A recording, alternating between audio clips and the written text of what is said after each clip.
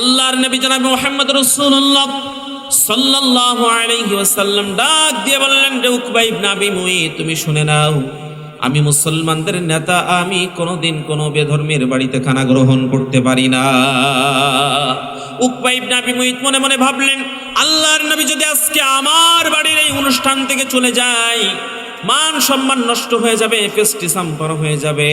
ইয়া রাসূলুল্লাহ, ইয়া হাবিবাল্লাহ, কি করতে হবে শুধু তাই বলেন। দুনিয়ার যে কোনো সত্যের বিনিময়ে আমার বাড়িতে আপনাকে এখন খানা গ্রহণ করতে হবে। আল্লাহর নবী ডাক দিয়ে বললেন, রে উকবা ইবনে আবি মুঈত, তুমি শুনে নাও, তুমি যদি এখনই আমার হাতে হাত রেখে কালিমা গ্রহণ করে মুসলমান হয়ে যাও, তাহলে কথা দিচ্ছি তোমার বাড়িতে খানা গ্রহণ করব। আল্লাহর নবীর হাতে হাত রেখে উকবা ইবনে আবি মুঈত যখন কালিমা গ্রহণ করলেন, আল্লাহর নবী উকবা ইবনে আবি মুঈতের বাড়িতে খানা গ্রহণ করে চলে গেলেন।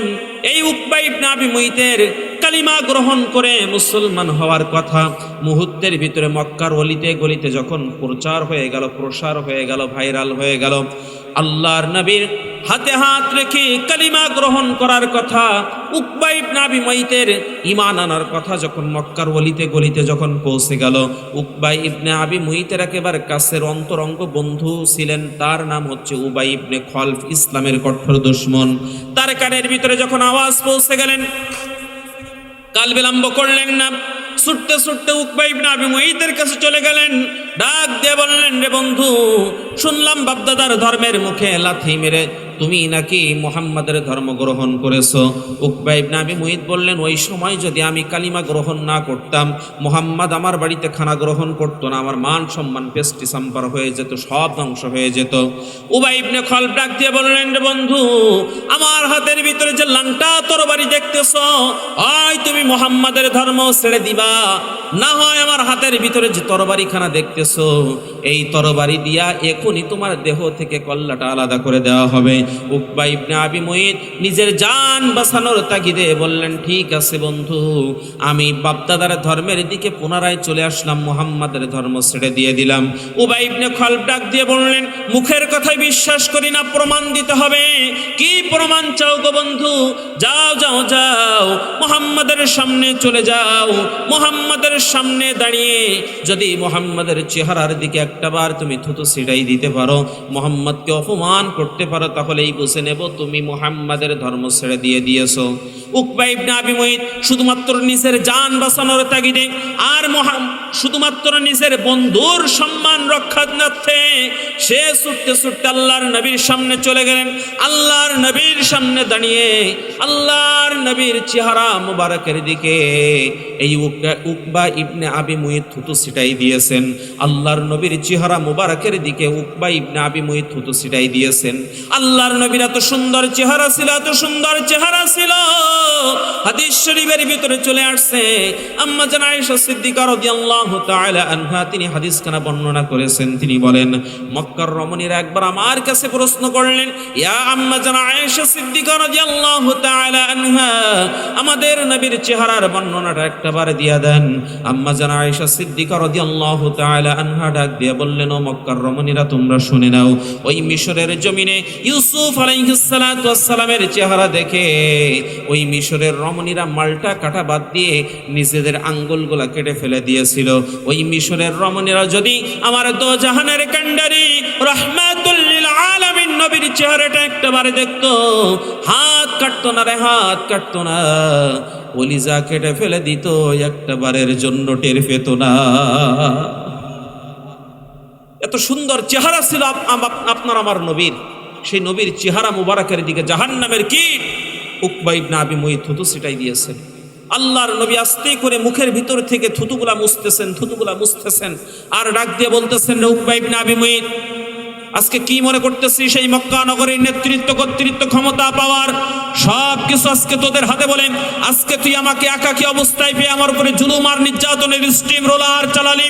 ওগো উকবা ইবনে আবি মুঈত, তুই শুনে নে, একদিনে দিন নয়, আরো দিন আছে, এই দিন নিয়ে যাবে সেই দিনের কাছে। সময় যদি কোনো দিন পরিবর্তন হয়, আমি মুহাম্মদ সাল্লাল্লাহু আলাইহি সাল্লাম তোর দেহ থেকে কল্লা আলাদা করে দিয়ে দিব। অনুরূপ ভাবে আজকের এই তাফসীর মাহফিল থেকে আমরা এই কথা বলতে চাই, একদিনে দিন নয়, আরো দিন আছে।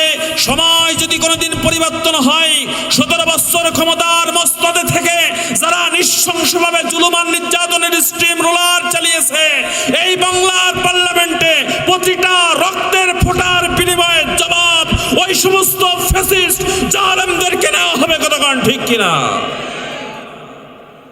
ইন্নাল হামদুলিল্লাহ والصلاة والسلام على سيدنا محمد وعلى آله وأصحابه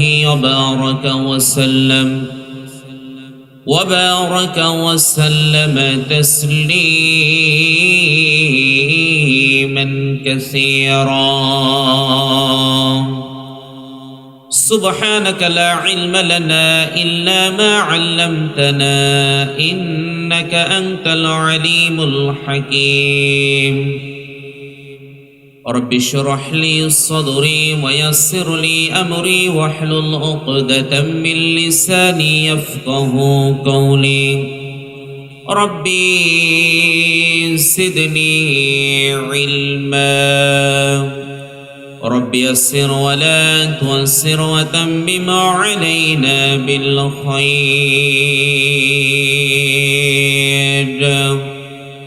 نشهد أن لا إله إلا الله وحده لا شريك له، وأشهد أن سيدنا وسندنا حبيبنا طبيبنا طبيب قلوبنا محمدا عبده ورسوله الذي أرسل رسوله بالحق بشيرا ونظيرا وداعيا إلى الله بإذنه وسراجا وقمرا منيرا. فقد قال الله تعالى في كلامه المجيد وفرقانه الحميد. সকলে জবান ছেড়ে দিয়ে আমার সঙ্গে পড়ুন আউযু বিল্লাহি মিনাশ শাইতানির রাজীম। বিসমিল্লাহির রহমানির রহিম। ويوم يعض الظالم على يديه يقول يا ليتني اتخذت مع الرسول سبيلا. يا ويلتى ليتني لم أتخذ فلانا خليلا.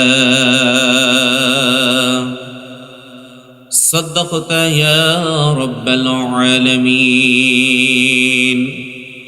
عن ابن عباس رضي الله تعالى عنه أن النبي صلى الله عليه وسلم قال اتق دعوة المظلوم فإنها ليس بينها وبين الله الحجاب. وقال تعالى في الشان حبيبه مخبرا وآمرا إن الله وملائكته يصلون على النبي يا أيها الذين آمنوا صلوا عليه وسلموا تسليما. اللهم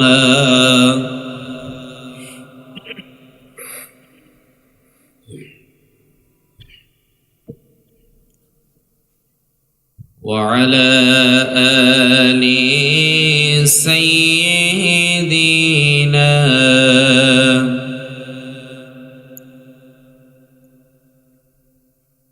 আমার ভাইরা, কাল কিয়ামতের ময়দানে আল্লাহর নবীর শাফায়াত আমাদের প্রয়োজন আছে না নাই?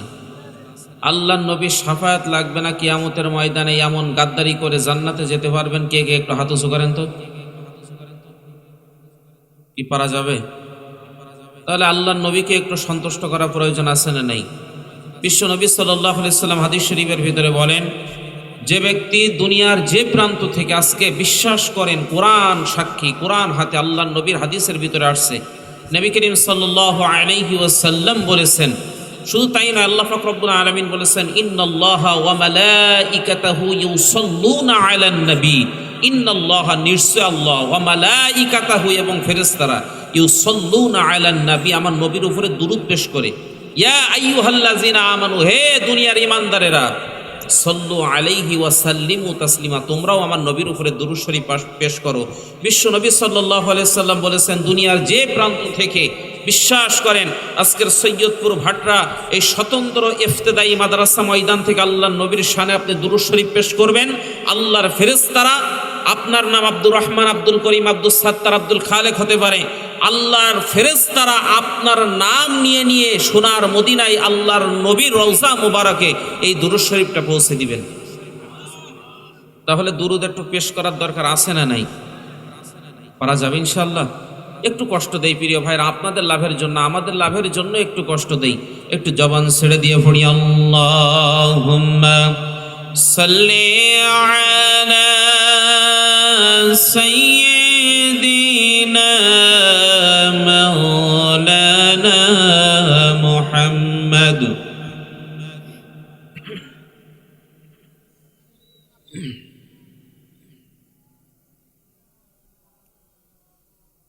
আয়া আয়া রে বন্ধু আয়, বন্ধু তোমায় ডাকছি দিনের পথে, বন্ধু তোমায় ডাকছি আলোর পথে, জান্নাতে যেতে চাই, সাথে তোমায় নিতে চাই, জান্নাতে যেতে চাই, সাথে তোমায় নিতে চাই, দিন কায়েমে চলো আমার সাথে, বন্ধু তোমায় ডাকছি দিনের পথে, আয়া আয়া রে বন্ধু আয়, বন্ধু তোমায় ডাকছি দিনের পথে, বন্ধু তোমায় ডাকছি আলোর পথে, আল্লাহুম্মা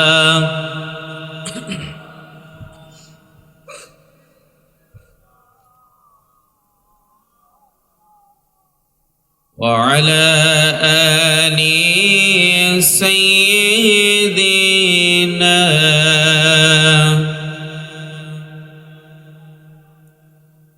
ইমানের পথ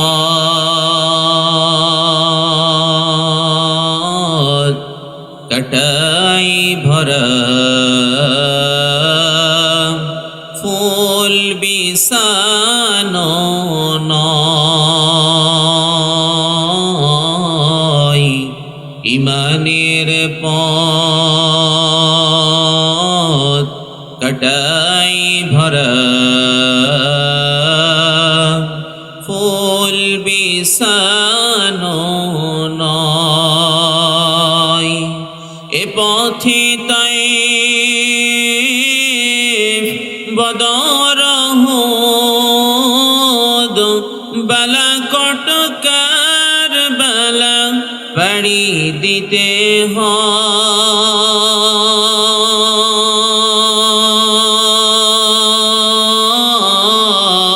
হয়, ইমানের পথ কাটাই ভরা, ফুল বিছানো নয়, আল্লাহুম্মা সাল্লি আলা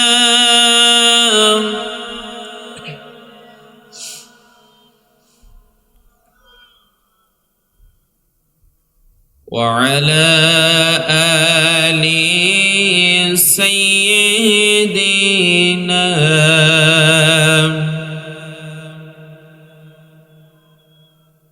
بلغ العلا بكماله كشف الدجى بجماله حسنت جميع خصاله صلوا عليه وآله মুসলিম মরা ঘুমিয়েছি আজ মুসলিম মরা ঘুমিয়েছি আজ বিবেকে সুলসে তালা রক্ত মদের হয়েছে শিথিল পেপে অন্তর কালা আসছে পথে আধার নেমে আসছে পথে আধার নেমে তাই বলে কি রইবি থেমে বারে বারে জ্বলছে বাতি সেই সে বাতি জ্বলবে না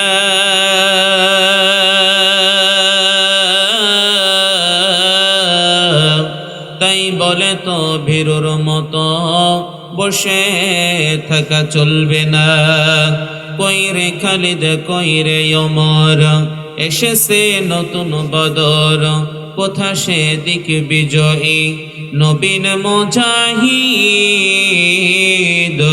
এখনো কি গাইতে হবে ঘুম ভাঙানো গীত আমি মুসলিম আমি চির সংগ্রামী আমি চির রণবীর আল্লাহকে ছাড়া কাউকে ভয় পাই না জবান ছেড়ে দিয়ে চিৎকার দিয়ে বলি লিল্লাহে তাকবীর একটু জিকির করি লা ইলাহা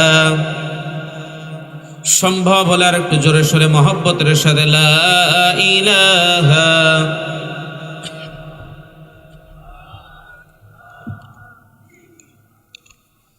লা ইলাহা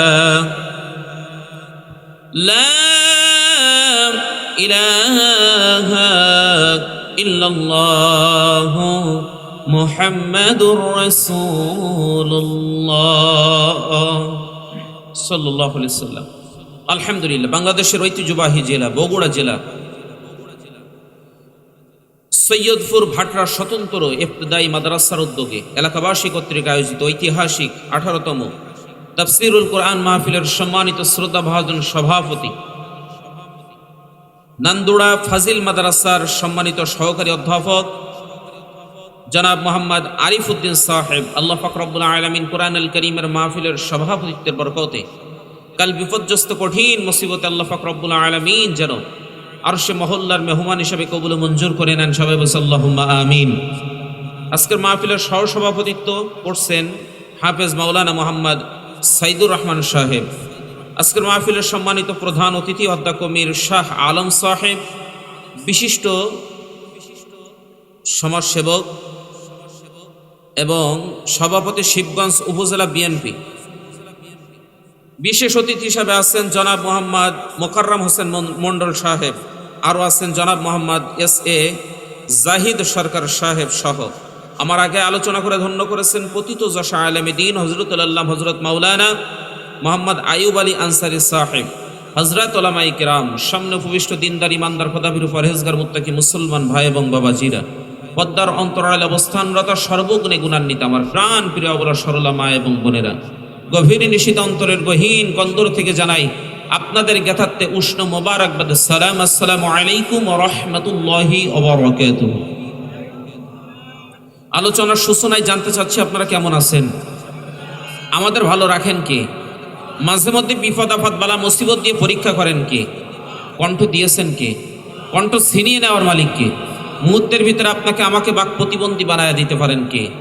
শুকরিয়া যদি আদায় করতেই হয় সেই মালিকের দরবারে একত্র চিত্তে জবানকে উচ্চ কণ্ঠে উদিত করে আকাশ বাতাস মুখরিত করে দিয়ে আমরা কালিমাতুশ শুকর আদায় করছি, সকলে পড়ছি আলহামদুলিল্লাহ। দুরূদ আর সালাম পেশ করছি মানবতার কান্ডারি, মানবতার মুক্তির দিশারি, আশরাফুল আম্বিয়া সাইয়্যিদুল মুরসালিন খাতামুন নবিয়্যিন জনাবে মুহাম্মদ রাসূলুল্লাহ সাল্লাল্লাহু আলাইহি ওয়াসাল্লামের প্রতি মাগফিরাত কামনা করেছে সেই সমস্ত মারিদে মুজাহিদদের উপর যারা যুগে যুগে আল্লাহর জমিন আল্লাহর দিন প্রতিষ্ঠার আন্দোলন করতে যেয়ে বুকের তাজা রক্ত ওয়াকাফট জমিনে ঢেলে দিয়েছেন, আল্লাহ সুবহানাহু ওয়া তাআলা সেই সমস্ত শহীদদের মাঝে মউতকে শহীদি মউত হিসেবে কবুল করে নিয়ে জান্নাতের সুউচ্চ মাকাম দান করে দিক। আমরা সকলে পড়ছি আল্লাহুম্মা আমিন। সম্মানিত হাজিরিন, আজকে এখানে মাহফিল হওয়াতে আপনারা খুশি না বেজার? সবাই বলেন খুশি না বেজার? প্রিয় ভাইরা আমার, এই যে কুরআন আল কারীম চেনেন, এই কিতাবটা চেনেন আপনারা? এই কুরআন আল কারীম আপনারা চেনেন? আমাদের কলিজার থেকে, আমাদের এক জীবনের থেকেও সব থেকে মূল্যবান এই কোরআন। কথা কোন ঠিক কিনা? কথা বলতে হবে ঠিক কিনা? প্রিয় ভাইরা আমার, এই কোরআনের মাহফিল শোনার জন্য আমরা এখানে আসছি। কথা কন। আচ্ছা, এই যে মাহফিলের আয়োজন আপনারা করেছেন, পার্শ্ববর্তী কোনো থানায় যেয়ে কি আপনাদের অনুমতি নেওয়ার প্রয়োজন হয়েছে? অনুমতি নেওয়ার প্রয়োজন হয়েছে? বিগত দিনে কি অনুমতি নেওয়ার প্রয়োজন ছিল কি ছিল না? মাহফিল বন্ধ হতো কি হতো না? আপনাদের বগুড়ার জমিনে মাহফিল বন্ধ হয় নাই? আপনারা কথা না বললে বুঝে কি? আমার সঙ্গে আপনাদের কথা বলতে হবে। আমি হলাম ইঞ্জিন, এখন আপনারা হলেন তেল। আপনারা তেল যতক্ষণ দেবেন ইঞ্জিন চলবে, তেল দেওয়া বন্ধ, ইঞ্জিন বন্ধ হয়ে যাবে। নিশ্চয় জানেন আমার বাসা সাতক্ষীরা। কি জানেন তো নাকি? সাতক্ষীরার বক্তাদের সম্পর্কে ধারণা আছে না? কারণ আপনারা যদি তেল না দেন ইঞ্জিন কিন্তু চলবে না। প্রিয় ভাইরা আমার, তাফসীর মাহফিলের আয়োজন করেছেন আজকে সৈয়দপুর ভাট্টা এলাকাবাসী। কথা কোন ঠিক কিনা? এই কুরআন আল কারীমের মাহফিল শোনার ব্যবস্থা করে দিয়েছেন, কোনো অনুমতি নেওয়ার প্রয়োজন হয় নাই। কিন্তু দীর্ঘ 17 বছর পর্যন্ত এই জমিনে 92% মুসলমানের ভূখণ্ডে অনুমতি নেওয়ার প্রয়োজন হয়েছিল কি হয় নাই? যাত্রার কনসার্ট করার জন্য, এলাকার ভিতরে গান বাজনা, নারী নর্তকী নিয়ে আনন্দ উল্লাস করার জন্য কোনো অনুমতির প্রয়োজন হয় নাই। মাগিবাজি করার জন্য কোনো অনুমতির প্রয়োজন হয় নাই। নর্তকী নিয়ে নাচানাচি করার জন্য কোনো অনুমতির প্রয়োজন হয় নাই। কিন্তু তাফসীর মাহফিলে শত শত তাফসীর মাহফিলে 144 ধারা জারি করেছিলেন ওই জালিম শাসকেরা। কথা কোন ঠিক কিনা? এখন বর্তমান কি অনুমতি নেওয়ার প্রয়োজন আছে? আল্লাহ পাক রব্বুল আলামিন আমাদের জন্য উন্মুক্ত করে দিয়েছেন। কথা কোন ঠিক কিনা? প্রিয় ভাইরা আমার, কথা হবে সরাসরি কোরআন থেকে, কথা হবে হাদিস থেকে। কারোর পক্ষেও নয়, কারোর বিপক্ষেও নয়। কারোর বাপদাদার কিসসা কাহিনী বলার জন্য আমি এখানে আসি নাই, আপনারা আমাকে দাওয়াত দিয়ে নিয়ে আসেন নাই। কিন্তু কারোর বাপদাদা যদি চরিত্রের সঙ্গে মিলে যায়, এর জন্য আমি ব্যক্তিগতভাবে দায়ী থাকব না। তার কারণ এই কোরআন আল কারীমের ভিতর আল্লাহ পাক রব্বুল আলামিন ইব্রাহিম আলাইহিস সালাতু ওয়াস সালামের আলোচনা যেখানেই করেছেন, নমরুদের জুলুমের কথা বাদ দেন নাই। আরে প্রিয় ভাইরা, একটু কথা কন না। ইব্রাহিম আলাইহিস সালাতু ওয়াস সালামের কথা যেখানেই বলেছেন, নমরুদের জুলুমের কথা বাদ দেন নাই। মুসা আলাইহিস সালাতু ওয়াস সালামের আলোচনা যেখানে করেছেন, ফেরাউনের জুলুমের কথা বাদ দেন নাই। আল্লাহর নবী জনাবে মুহাম্মদ রাসূলুল্লাহ সাল্লাল্লাহু আলাইহি ওয়াসাল্লামের আলোচনা কোরআনের ভিতরে যেখানেই করেছেন, আবু জাহেলের জুলুমের কথা বাদ দেন নাই। ঠিক অনুরূপ ভাবে এখন যদি আমি বর্তমান ইসলাম এবং ইসলামী আন্দোলনের কথা আপনাদের সামনে উপস্থাপন করি, বর্তমান ইসলামী আন্দোলনের কথা যদি আপনাদের সামনে আমি আলোচনা করি, তাহলে বর্তমান 17 বছর ক্ষমতার মস্তদে টিকে থাকা একটা জালেমের ইতিহাস বাদ দেওয়ার সুযোগ নাই। কথা কোন ঠিক কিনা? শুনতে রাজি আছেন? প্রিয় ভাইরা আমার, আমি আপনাদের সম্মুখে কোরআন আল কারীম থেকে সারিবদ্ধভাবে 25 নম্বর সূরা সূরাতুল ফুরকানের 27 এবং 28 নম্বর আয়াতে কারিমা তেলাওয়াত করেছি। আল্লাহর নবী জনাবে মুহাম্মদ রাসূলুল্লাহ সাল্লাল্লাহু আলাইহি সাল্লামের হাদিস থেকে ছোট্ট একটি হাদিসের ইবারত তেলাওয়াত করেছি। অত্র আয়াতে কারিমার আলোকে আজকের আলোচনার মূল প্রতিপাদ্য বিষয় হচ্ছে জালেম ধ্বংসের 6টা কারণ। সবাই বলেন কয়টা? কি ধ্বংসের? শুনতে রাজি আছেন? অতি সংক্ষিপ্তভাবে 6টা কারণ বলেই আমরা শেষ মোনাজাতের দিকে যাব ইনশাআল্লাহ। আমাকে রেখে কে কে বাড়িতে চলে যাবেন একটু হাত দেখান তো। আচ্ছা, 6টা কারণ, জালিম ধ্বংসের 6টা কারণ শুনেই তারপরে মোনাজাত দিয়ে বাড়ি যাবেন। কে কে একটু দুটি হাত আল্লাহকে দেখায় দেই। লিল্লাহি তাকবীর। আল্লাহ হাতগুলা কবুল করেন। সম্মানিত ভাইরা আমার, আসেন, মোটেও কথা দীর্ঘায়ী করব না, যেহেতু রাত অনেক গভীর হয়ে গিয়েছে, প্রচণ্ড ঠান্ডা। এই প্রচণ্ড ঠান্ডার ভিতরে রাত 12টা পার করা যাবে না। এর ভিতরে যতটুকু আলোচনা করা যায় ইনশাআল্লাহ, আল্লাহ পাক রব্বুল আলামিন সকলকে শোনার এবং আমল করার তৌফিক যেন দান করেন। সবাই আল্লাহুম্মা আমিন। প্রিয় ভাইরা, আসেন আমরা সরাসরি আলোচনার দিকে চলে যাই। সকলে আমার সঙ্গে পড়েন। أعوذ بالله من الشيطان الرجيم بسم الله الرحمن الرحيم ويوم يعض الظالم على يديه يقول يا ليتني اتخذت مع الرسول سبيلا يا ويلتى ليتني لم أتخذ فلانا خليلا কোরআন শুনতে ভালো লাগে কি লাগে না? সম্মানিত ভাইরা আমার, এই কোরআন শুনতে ভালো লাগে কি লাগে না? এই কোরআন শুনতে ভালো লাগে যাদের এই কোরআন শুনতে ভালো লাগে তারা হচ্ছে আবু বকর, ওমর, ওসমান, আলীর উত্তরসূরি। আর কোরআন শুনলে কলিজার ভিতরে আঘাত লাগে যাদের, বুঝতে হবে তারা আবু জাহেলের উত্তরসূরি। কথা কোন ঠিক কিনা? এই কোরআনের আলোচনা শোনার মতো তৌফিক, এই কোরআনের আলোচনা শোনার মতো সৌভাগ্য অর্জন পৃথিবীর জমিনে সকলে করতে পারে নাই। কথা কোন ঠিক কিনা? প্রিয় ভাইরা আমার, আপনারা মনে করতে পারেন এই কোরআন শুধুমাত্র একটা গাইড বুক, একটা কিতাবের নাম, কিন্তু বিশ্বাস করেন আপনারা মনে করতে পারেন শুধুমাত্র কয়েকটা কাগজের সমন্বয়ে হয়তো বা এই কোরআন আল কারীম ছোট্ট একটা কপি, একটা কিতাব আপনার আমার কাছে এটা মূল্যহীন হতে পারে। আপনার আমার কাছে এর মূল্য সুন্দর করে গায়ের ভিতরে কাপড় বেছিয়ে তাকের ভিতরে রেখে দেওয়া, এতটুকু আপনার আমার কাছে মূল্যবান হতে পারে।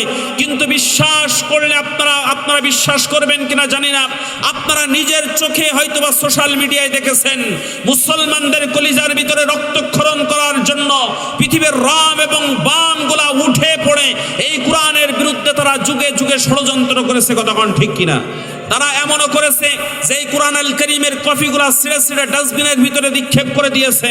আপনারা দেখেছেন এই কোরআন আল কারীমের কপিগুলা ছিঁড়ে ছিঁড়ে তারা আগুন জ্বালিয়ে মুসলমানদের কলিজার ভিতরে রক্তক্ষরণ সৃষ্টি করার জন্য তারা উঠে পড়ে তারা এমন ভাবে মাতোয়ারা হয়ে গিয়েছে যে মুসলমানদের ঈমানকে ধ্বংস করার জন্য এবং মুসলমানদের কলিজার ভিতরে রক্তক্ষরণ করার জন্য এই কোরআনের উপরে যুগে যুগে কোরআনকে নিষিদ্ধ করার জন্য রাম এবং বামগুলা তারা চক্রান্ত করেছে। কথা কোন ঠিক কিনা? রাশিয়ার কমিউনিস্ট সরকার পার্লামেন্টে হুকুম জারি করে দিয়ে দিলেন যে রাশিয়ার জমিন কোরআন মুক্ত জমিন দেখতে চাই। যখনই হুকুম জারি হয়ে গেল, রাশিয়ার প্রশাসনিক গোয়েন্দা বিভাগের নিয়োজিত প্রত্যেকটা সদস্য চিরুনি অভিযান চালিয়ে রাশিয়ার জমিন থেকে কোরআনের কপিগুলো একত্রিত করে সাগরের ভিতরে নিক্ষেপ করে দিয়ে দিলেন। খুঁজতে খুঁজতে 3জন হাফেজে কোরআনকে পাওয়া গেল। 3জন হাফেজে কোরআনকে ধরে এনে বুকের দিকে তাক করে এসএমজি-এলএমজির উন্নত মানের গুলিগুলা মারা হলো। 3জন হাফেজে কোরআন জমিনের ভিতরে লুটিয়ে পড়লেন। যখন রাশিয়ার কমিউনিস্ট সরকারের গোয়েন্দা বিভাগের নিয়োজিত প্রত্যেকটা সদস্য লালমদ, নীলমদ, নারী, নর্তকী নিয়ে আনন্দ উল্লাস শুরু করলেন, তখন আনন্দ উল্লাস শুরু করলেন যখন 3জন হাফেজে কোরআন আল্লাহু আকবার বলে জমিনের উপরে দাঁড়িয়ে পড়লেন। তখন আর একটু জোরে বলা যাবে না সুবহানাল্লাহ? প্রিয় ভাইরা, আপনারা কি দেখেন নাই? অসংখ্য নজির দেখেছেন, ঘরের ভিতরে আগুন ধরেছে, সব আসবাবপত্র পুড়িয়ে ছাই হয়ে গিয়েছে, কিন্তু কোরআনের কপি অক্ষত রয়েছে। কথা কোন ঠিক কিনা? আল্লাহ পাক রব্বুল আলামিন যেখানে বলেছেন ইন্না নাহনু নাযালনা যিকরা ওয়া ইন্না লাহু লাহাফিজুন, এই কোরআন নাজিল করেছি আমি, এর হেফাজতের দায়িত্ব আমি আল্লাহ পাক রব্বুল আলামিনের। সেখান থেকে রাশিয়ার কমিউনিস্ট সরকারের গোয়েন্দা বিভাগের নিয়োজিত প্রত্যেকটা সদস্য ওই হাফেজে কোরআনদের বুকের ভিতর থেকে জামাগুলা খুলে খুলে দেখলেন যে 3জন হাফেজে কোরআনের বুকের ভিতরে আল্লাহ পাক রব্বুল আলামিন কোরআন আল কারীমের 3খানা কোরআনের কপি ঝুলন্ত অবস্থায় রেখে দিয়েছেন। গুলিগুলা এসএমজি-এলএমজির উন্নত মানের গুলিগুলা ওই কোরআন আল কারীমের ভিতরে আটকে রয়েছেন। আল্লাহ পাক রব্বুল আলামিন কত সুন্দরভাবে কৌশল করে আল্লাহ সুবহানাহু ওয়া তাআলা পৃথিবীর জমিনে হাফেজদেরকে কোরআনের সিনা যাদের ভিতরে কোরআন যাদের সিনার ভিতরে রয়েছে আল্লাহ পাক রব্বুল আলামিন কত সুন্দরভাবে অক্ষত অবস্থায় রেখে দিয়েছেন। সেখান থেকে পৃথিবীর রাম এবং বামগুলা তারা এই চক্রান্তে মাতোয়ারা হয়ে গিয়েছে যে পৃথিবীর জমিন থেকে কোরআনকে উৎখাত করা যাবে না, বরং কোরআন যাদের সিনার ভিতরে রয়েছে তাদেরকে দুনিয়ার জমিন থেকে উৎখাত করতে হবে। এজন্য 50টা বছর কোরআনের ময়দানে যিনি তাফসীর করেছেন, কোরআনের পাখি, কোরআনের বুলবুলি আল্লামা দেলাওয়ার হুসাইন সাইদি সহ এই সমস্ত অসংখ্য কোরআনের পাখিদেরকে তারা নির্বিচারে পাখির মতো হত্যা করেছে। কথা কোন ঠিক কিনা? কোনো অপরাধ নাই, শুধুমাত্র তাদের অপরাধ ছিল আল্লাহর জমিন আল্লাহর কোরআনের রাজ কায়েম করা। আল্লাহর জমিন আল্লাহর কোরআনের রাজ কায়েম হতে দেবে না বলে এই সমস্ত পৃথিবীর রাম এবং বামগুলা যাদের সিনার ভিতরে কোরআন ছিল, এই কোরআনের এলেমওয়ালা আলেমদেরকে তাদের জবানকে নিস্তব্ধ করে দেওয়ার জন্য যুগে যুগে 17টা বছর পর্যন্ত জালেমের জিন্দানখানায় তাদেরকে জুলুম আর নির্যাতনের স্ট্রিম রোলার চালানো হয়েছে। কতক্ষণ ঠিক কিনা? প্রিয় ভাইরা আমার, আমি আপনাদের সম্মুখে কোরআন আল কারীমের সারিবদ্ধভাবে 25 নম্বর সূরা সূরাতুল ফুরকানের 27 এবং 28 নম্বর আয়াতে কারিমা তেলাওয়াত করেছি। আসেন সরাসরি আলোচনার দিকে চলে যাই। আল্লাহ পাক রব্বুল আলামিন বলেন, ওয়া ইয়াউমা ইয়া'আদুল যালিমু আলা ইয়াদাইহি ইয়াকুলু ইয়া লাইতানি ইত্তাখাযতু মা'আর রাসূলি সাবিলা ইয়া ওয়াইলাতা লাইতানি লাম আত্তাখিয ফুলানান খলিলা। আল্লাহ পাক রব্বুল আলামিন বলেন, ওয়া ইয়াউমা ইয়া'আদু যালিমু, কাল কিয়ামতের ময়দানে জালেমগুলা তারা নিজেদের হাত তারা নিজেরা কামড়াতে থাকবে। কারা কামড়াবে? কাল কিয়ামতের ময়দানে জালেমেরা তারা নিজেদের হাত তারা নিজেরাই কামড়াতে থাকবে আর আফসোস করে করে বলতে থাকবে, হায় আফসোস, কেন রাসূলের দেখানো পথে চললাম না। ইয়া ওয়াইলাতা লাইতানি লাম আত্তাখিয ফুলানান খলিলা, দুনিয়ার জমিনে কেন অমুককে বন্ধুরূপে গ্রহণ করলাম। দুনিয়ার জমিনে যদি অমুককে বন্ধুরূপে গ্রহণ না করতাম তাহলে আজকে আমাদেরকে জাহান্নামী হওয়া লাগতো না। আফসোস করবে কারা? চট করে নাকি বাংলাদেশে ঢুকে পড়বে। আপনাদের চট করে আপনারা বাংলাদেশে ঢুকবেন আর আমরা ফট করে আপনাদেরকে ধরে খাসার ভিতরে ঢুকায় বাংলার পার্লামেন্টে প্রতিটা রক্তের ফোঁটার বিনিময়ে আপনাদের জন্য শাস্তির ব্যবস্থা করে রেখে দিয়েছে। কতক্ষণ ঠিক কিনা? প্রিয় ভাইরা আমার, পৃথিবীর ইতিহাসে কোন জালেম পালানোর পরে পুনরায় ফিরে এসেছে এমন কোন নজির আপনারা দেখাতে পারবেন না। কতক্ষণ? আবার এলাকার ভিতরে তাদের কর্মীরা এখন লাফালাফি করতেছে যে অতি শীঘ্রই আমাদের নেত্রী বাংলাদেশে ফিরবেন। আরে বোকা, যে মা তার সন্তানকে পেছনে ফেলে সামনের দরজা দিয়ে পেছনের দরজা দিয়ে পালানোর জন্য নিজের সন্তানের কথা নিজের কর্মীর কথা একটাবার চিন্তা করে না, সেই মা তালাক দেওয়ার জন্য কোনো সন্তান 2 সেকেন্ডও দেরি করতে পারে না। কতক্ষণ ঠিক কিনা? আর সন্তান বলবে, আমার মা তো আমার কথাই চিন্তা করলো না, আমার মায়ের কথা আমি কি চিন্তা করব? মা করে শুধু মুখ দিয়ে ফেনা উঠাও। 5ই আগস্টের দিনে তোমার মা পেছনের দরজা দিয়ে পালালো, দুপুরের খাবারটা পর্যন্ত খাওয়ার সময় হলো না, আর তুমি এলাকার চামচা শুধু এখনো পর্যন্ত লাফাচ্ছ আর বলতেছো আমাদের নেত্রী আবার বাংলাদেশে ফিরে আসবে। সেগুড়ে বালি। কতক্ষণ ঠিক কিনা? পৃথিবীর ইতিহাসে কোনো জালেম পালানোর পরে পুনরায় ফিরে আসে নাই। সম্মানিত ভাইরা আমার, আল্লাহ পাক রব্বুল আলামিন এই যে সূরাতুল ফুরকানের 27 এবং 28 নম্বর আয়াতে কারিমা নাজিল করে দিয়ে দিলেন। কোন কারণে কোন প্রেক্ষাপটে আল্লাহ পাক রব্বুল আলামিন নাজিল করলেন? আসুন একটু নাজিলের শানে নুজুলটা একটু জেনে নেই, নাজিলের প্রেক্ষাপটটা একটু জেনে নেই।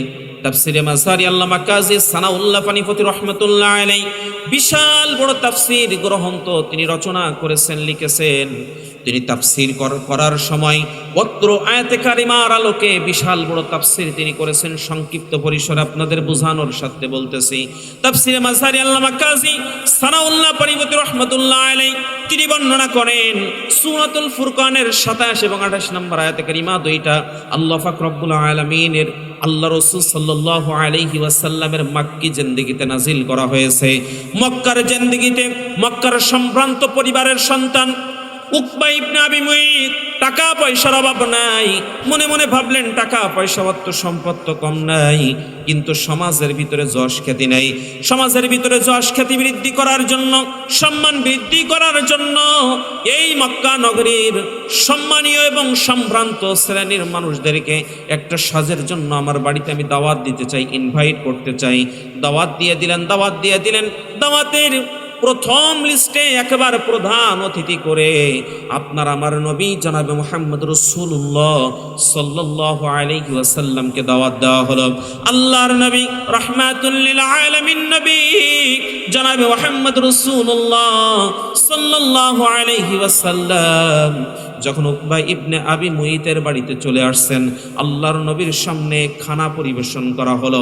আল্লাহর নবী ডাক দিয়ে বললেন, রে উকবা ইবনে আবি মুইত, তুমি শুনে নাও, আমি মুসলমানদের নেতা, আমি কোনোদিন কোনো বেধর্মীর বাড়িতে খানা গ্রহণ করতে পারি না। আজ আমরা সে নবীর উম্মত দাবি করি, অথচ চায়ের দোকানে একটান বিড়ি খাওয়ার জন্য এই স্লোগান দেই, মুসলমান হিন্দু ভাই ভাই বিড়ি টানি খাই খাই। 17টা বছর ভারতকে আমাদের বন্ধু বানানোর চেষ্টা করা হয়েছে। কথা কোন ঠিক কিনা? আসলে পৃথিবীর ইতিহাসে ইহকালে এবং পরকালে ভারত কোনো দিনের জন্য আমাদের বন্ধু ছিল না। কারণ তারা হলো হিন্দুস্তান হিন্দুত্ববাদী। এই সমস্ত মুশরিকরা মুসলমানদের কঠিনকালের জন্য বন্ধু হতে পারে, কারণ আল্লাহ রাসূল সাল্লাল্লাহু আলাইহি সাল্লাম বলেছেন যে এই পৃথিবীর জমিনে গাজওয়ায়ে হিন্দ কায়েম হবে। এই গাজওয়ায়ে হিন্দে অর্থাৎ হিন্দুস্তানের সাথে মুসলমানদের যুদ্ধ হবে। এই জিহাদের ময়দানে যে সমস্ত মারদে মুসলমান মুজাহিদরা রক্ত দিতে পারবে, জীবন দিতে পারবে, তারা বিনা হিসাবে আল্লাহর জান্নাতে আল্লাহ পাক রব্বুল আলামিনের দরবারে শহীদের মর্যাদা লাভ করবে। তাহলে তারা কোনো দিনের জন্য আমাদের বন্ধু ছিল না। তারা যে আমাদের বন্ধু না, তা এখন মর্দে মুসলমান বাঙালি জাতি এখন হাড়ে হাড়ে টের পাচ্ছে। কথা কোন ঠিক কিনা? তাদের তৈরি করা রয়ের এজেন্ট এই বাংলাদেশের, আমাদের এক কথায় আমি বলি যে শিরা উপশিরায় যেমন ঢুকে যায়, অনুরূপ ভাবে আমাদের কলিজার উপরে বসে ওই ভারতের রয়ের এজেন্ট আমাদের দেশের নামধারী ইসকন আমাদের কলিজার উপরে বসে আমাদের কলিজার টুকরা মুসলিম ভাই সাইফুল ইসলাম আলিফ ভাইকে প্রকাশ্য দিবালোকে আদালত চত্বরে জবাহ করে ছেড়ে দিয়েছে। কথা কোন ঠিক কিনা? আমরা কিছু বলি নাই, আমরা শুধু অন্তর্বর্তীকালীন সরকার প্রধানদের কাছে বিচার জানিয়েছি যে হয় আমাদের মুসলিম কলিজার টুকরা ভাই সাইফুল ইসলাম আলিফ ভাইয়ের প্রতিটা রক্তের ফোঁটার বিনিময়ে এই বাংলার জমিন থেকে ইসকনকে নিষিদ্ধ করতে হবে। যদি তা না করা হয়, শরীরের ভিতরে এক ফোঁটা রক্তবিন্দু থাকা অবস্থায় আমরা বাংলার জমিনে কোনো নাস্তিক্যবাদী ওই সমস্ত নামদারি মুশরিকদের এজেন্ডা বাস্তবায়িত হতে দিতে পারি না। কথা ঠিক কিনা? ঠিক, আর একটু জোরে বললে তো গলা ছিঁড়ে যাবে আপনাদের। ওর থেকে আমার মা বোনদের যদি আমি বলতাম যে একটু জোরে ঠিক বলেন, তো ওর থেকে আরো জোরে ঠিক আসতো। আমার ভাইরা যে হ্যাঁ কে হ্যাঁ না বলতে পারে, না কে না বলতে পারে, আমার মনে হয় তার ইমানের দুর্বলতা আছে। আমি কি বানানো কোনো কথা বললাম? আপনারা দেখেন নাই মিডিয়ার ভিতরে, আপনারা দেখেন নাই সোশ্যাল মিডিয়ায় দেখেন নাই আপনারা? আপনার আমার ভাই সাইফুল ইসলাম আলিফ ভাই প্রকাশ্য দিবালোকে আদালত চত্বরে 92% মুসলমানের ভূখণ্ডে ওই রয়ের এজেন্টগুলা নাম ধরে ইসকন সদস্য জঙ্গি সংগঠন আমার ভাইকে প্রকাশ্য দিবালোকে জবাহ করে ছেড়ে দিল। আমরা কি কিছু বলতে পারতাম না? কথা কারণ আমরা কি কিছু বলতে পারতাম না? আমাদের বলার অনেক কিছু ছিল। চাইলেই আমরা রাতারাতি এই জমিন থেকে হিন্দুদের আস্থানাকে আমরা নির্মূল করে দিয়ে দিতে পারতাম, কিন্তু আমরা করি নাই।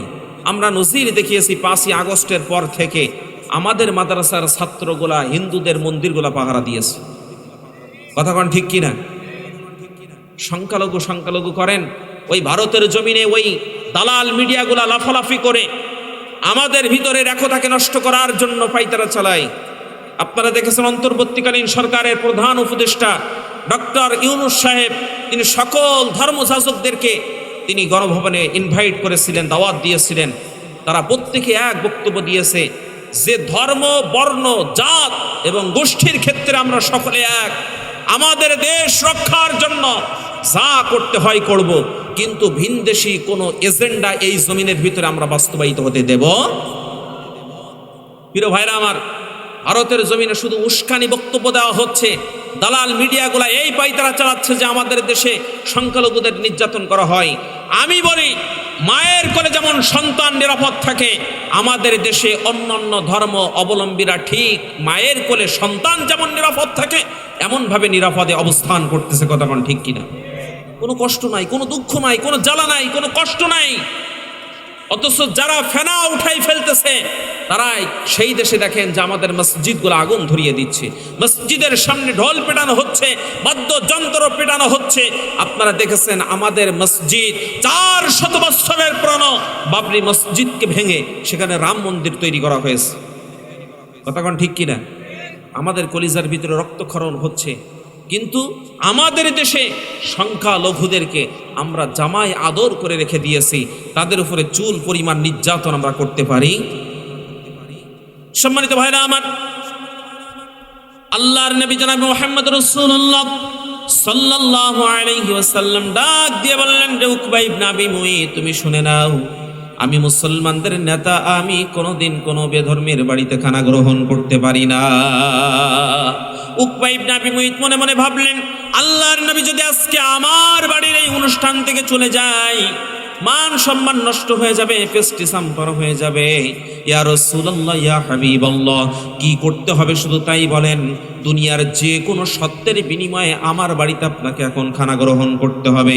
আল্লাহর নবী ডাক দিয়ে বললেন, রে উকবা ইবনে আবি মুঈত, তুমি শুনে নাও, তুমি যদি এখনই আমার হাতে হাত রেখে কালিমা গ্রহণ করে মুসলমান হয়ে যাও, তাহলে কথা দিচ্ছি তোমার বাড়িতে খানা গ্রহণ করব।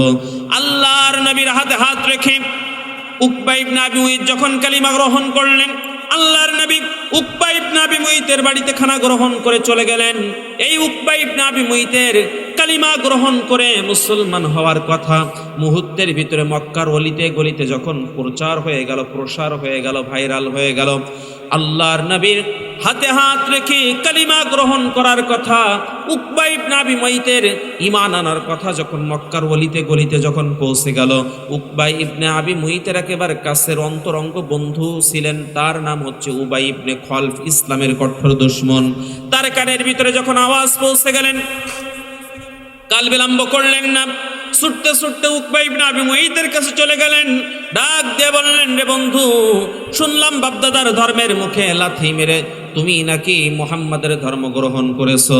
উকবা ইবনে আবি মুঈত বললেন, ওই সময় যদি আমি কালিমা গ্রহণ না করতাম, মুহাম্মদ আমার বাড়িতে খানা গ্রহণ করতো না, আমার মান সম্মান পেস্টি সাম্পার হয়ে যেত, সব ধ্বংস হয়ে যেত। উবাই ইবনে খলফ ডাক দিয়ে বললেন, রে বন্ধু, আমার হাতের ভিতরে যে লাংটা তরবারি দেখতেছো, হয় তুমি মুহাম্মাদের ধর্ম ছেড়ে দিবা, না হয় আমার হাতের ভিতরে যে তরবারি খানা দেখতেছো, এই তরবারি দিয়া এখনই তোমার দেহ থেকে কল্লাটা আলাদা করে দেওয়া হবে।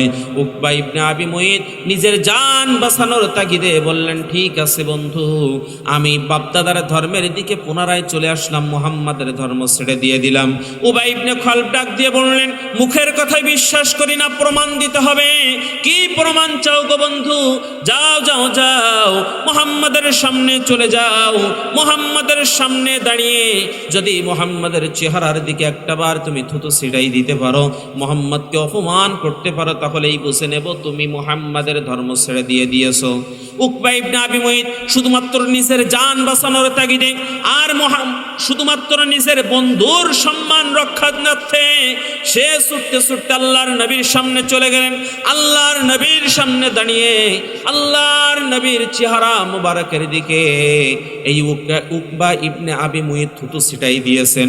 আল্লাহর নবীর চেহারা মুবারকের দিকে উকবা ইবনে আবি মুঈত থুতু ছিটাই দিয়েছেন। আল্লাহর নবীর এত সুন্দর চেহারা ছিল, এত সুন্দর চেহারা ছিল, হাদিস শরীফের ভিতরে চলে আসছে।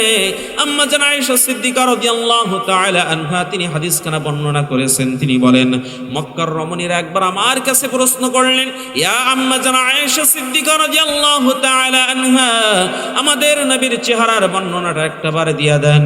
আম্মা জান আয়েশা সিদ্দিকা রাদিয়াল্লাহু তাআলা আনহা ডাক দিয়ে বললেন, ও মক্কার রমণীরা, তোমরা শুনে নাও, ওই মিশরের জমিনে ইউসুফ আলাইহিস সালাতু ওয়াস সালামের চেহারা দেখে ওই মিশরের রমণীরা মালটা কাটা বাদ দিয়ে নিজেদের আঙ্গুলগুলা কেটে ফেলে দিয়েছিল।